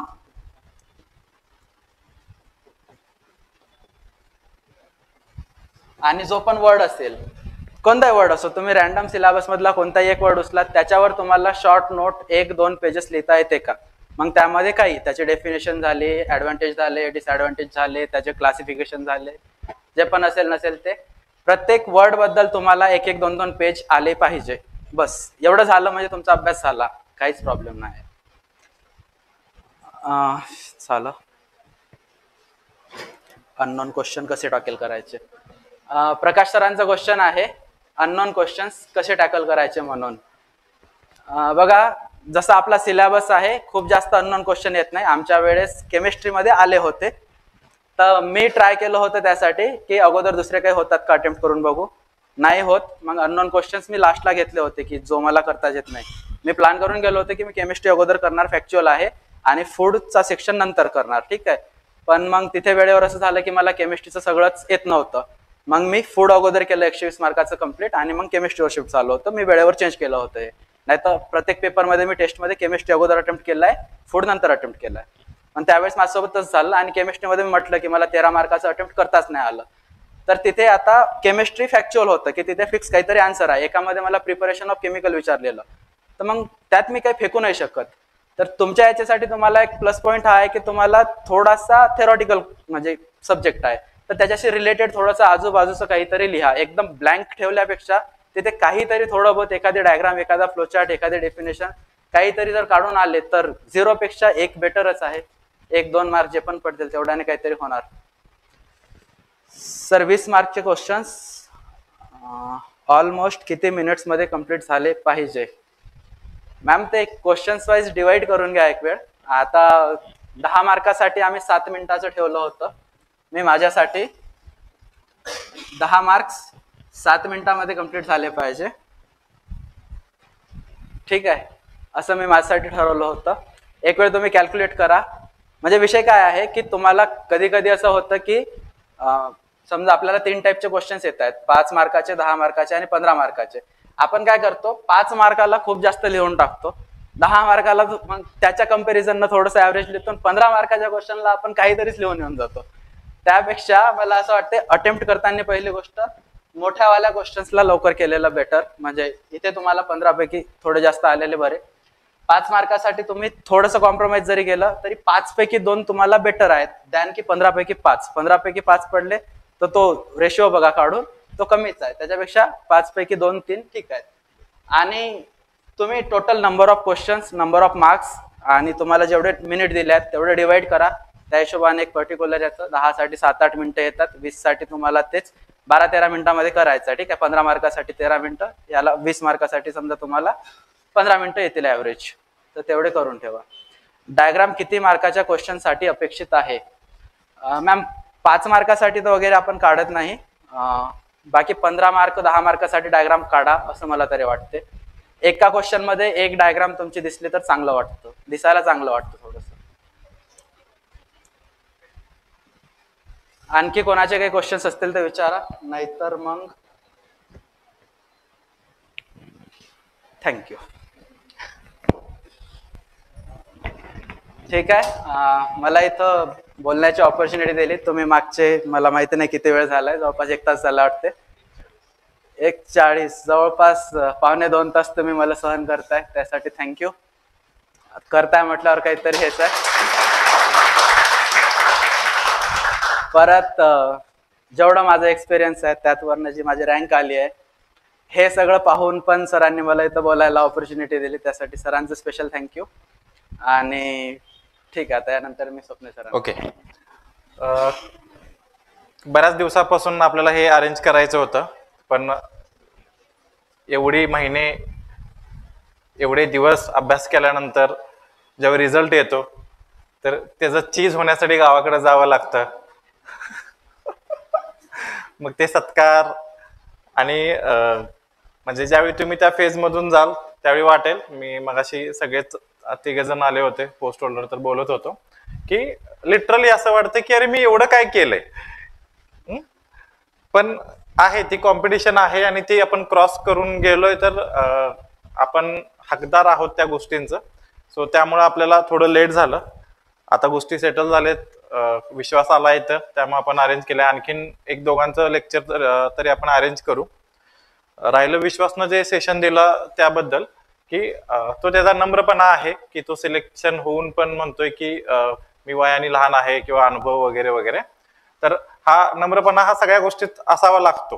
तो तसा आहे म्हणून तो तेवढा रिसेप्टिव्ह आहे. म्हणजे प्रत्येकातल्या चांगल्या गोष्टी किंवा प्रत्येक कंटेंट मधला मला काय उपयोग होईल त्या पद्धतीनं तो डोळे उघडे ठेवून मला ह्याच्यातलं काय फायद्याचं घेता येईल, ह्याच्यातून कन्स्ट्रक्टिव्हली काय उचलता येईल त्या पद्धतीनं त्यानं एक्झामचा अभ्यास पण केला. हे खरं आहे की एज वाईज कदाचित बऱ्याचशा मुलांच्या बाबतीमध्ये रेकॉर्डिंग आता काही मुलं बघतील तर त्यांच्या बाबतीमध्ये कमी असेल. पण होतं कसं बघा की माझ्याही बाबतीमध्ये मी ज्यावेळी दिल्लीला होतो, UPSC करत होतो, IRI ला होतो, तर माझे काही ज्युनियर्स ना मी NCERT कुठली वाचू ह्याचं गायडन्स करत होतो, बरोबर. तोपर्यंत माझे तिथं 2-3 वर्ष दिल्लीत कम्प्लीट केलं. राहुल सर हसतायत आता. तिथं आम्ही कम्प्लीट केलं आणि मग तोपर्यंत मला जॉब लागला. मी दिल्ली सोडली. दिल्ली सोडल्यानंतर पण मी 2 मेन्स दिले. सो मी मेन प्रवाहापासून कट ऑफ झालो. तोपर्यंत ते ज्युनियर तिकडे गेले. आता ते मेन प्रवाहात आहेत. तर मी ह्याच्यामध्ये राहून नाही चालत. तुला NCERT वाचायला मी शिकवले आणि मला सांगतोस काय, बरोबर. तर यू शुड बी तेवढं रिसेप्टिव्ह तुम्ही पाहिजे. आपला फोकस काय आहे की आता मी त्या ह्याचा भाग नाही. माझ्या अगोदर कुणीतरी हा आता प्रवास केलेला आहे. जसं आता विश्वासनं हा प्रवास डिस्क्रिप्टिव्हचा केलेला आहे. तुमच्यापैकी बऱ्यापैकी जे नवीन असतील तर त्यांना डिस्क्रिप्टिव्ह सुरुवातच आहे. जे जुने विद्यार्थी असतील त्यांनी आतापर्यंत ऑब्जेक्टिव्हचा अभ्यास केलेला आहे. तर यांनी ऑलरेडी आता मागचे 1-1.5 वर्ष डिस्क्रिप्टिव्ह केलेला आहे. तर त्याचे अनुभव आहेत, त्यातून घेण्यासारखं खूप काही आहे. सो त्या पद्धतीनं ते बघितलं पाहिजे आणि तसं तो बघतोय किंवा त्याचा आतापर्यंतचा प्रवास आहे म्हणून तो इथपर्यंत आहे. सो तुमच्या सगळ्यांच्या वतीनं मी त्याचा धन्यवाद करतो. आणखीन एक डिक्लेरेशन की आपला ॲग्रीबायोटेक जो सब्जेक्ट आहे, आता विश्वासचा पण बायोटेक आहे. सो बायोटेक हा सब्जेक्ट दोघांच्यात मिळून राहुल सर आणि विश्वास तर दोघांच्या मध्ये होणार आहे. सो त्यावेळी सुद्धा तुम्हाला काय रायटिंग बद्दल काही डाऊट्स वगैरे असतील, आता काही 1-2 क्वेश्चन्स आपण ठेवलेत तर तुम्ही डिटेलली विचारा. शिकवता शिकवता बऱ्याचशा गोष्टी क्लिअर होतील. ओके. आणखीन तेच आहे, म्हणजे कुठल्या याच्यासाठी सिक्रेट रेसिपी किंवा दी सिक्रेट काही नाही आहे. रायटिंग केलं पाहिजे. आतापर्यंत नसेल केलं, कुठल्याही कारणासाठी असेल, लेट जॉईन झाला असेल, तुम्ही BSc ॲग्रीचे नसेल, दुसऱ्या हॉर्टी किंवा इंजिनिअरिंगचा असाल समजा किंवा बायोटेकचा असाल, गोष्टी नवीन असतील त्यामुळे वेळ लागला असेल, अजून केलं नसेल तर इथून पुढे चालू करा. म्हणजे नेव्हर पेक्षा लेट कधीही चांगलं, लक्षात येतं. त्यामुळे कुठलाही एक्सक्यूज ठेवू नका. तुम्हाला सुरुवात करायला प्रचंड अडचणी येतील. तुमच्यातले कोणी मित्र असतील तर बघा, आपण अजूनही आठवा मेलला तुम्ही पहिलं तुमचं आन्सर ठेवलेला आहे 8 डिसेंबरला लिहिलेलं.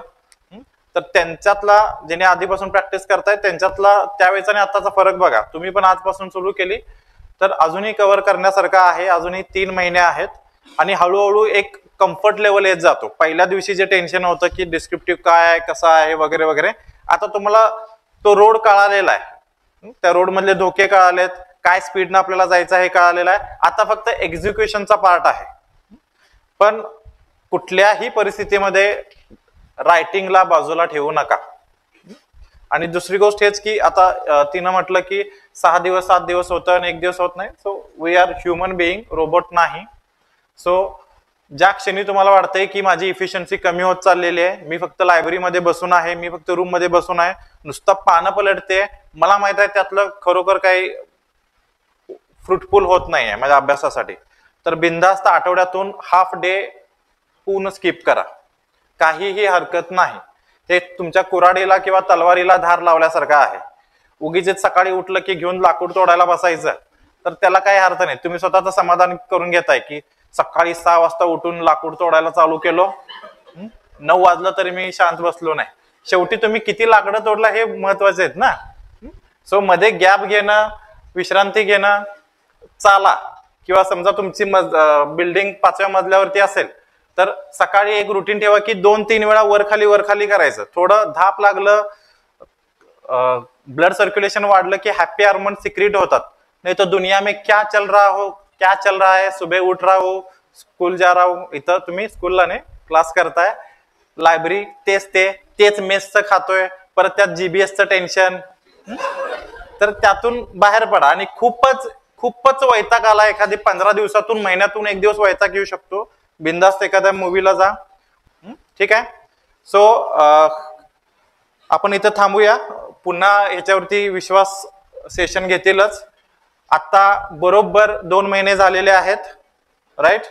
सो तसा म्हणायला आपण निम्मा टप्पा पूर्ण केलाय. सिलेबसच्या पॉइंट ऑफ व्ह्यू 40% सिलेबस झालेला आहे.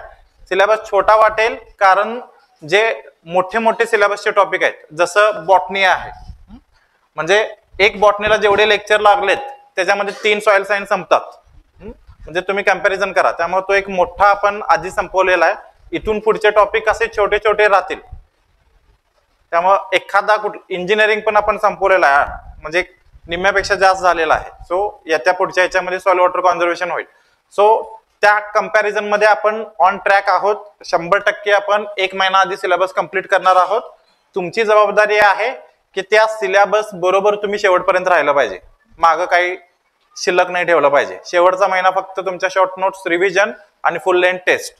ओके, ठीक आहे. खूप वेळ झाला, आपण इथंच थांबूया. थँक्यू.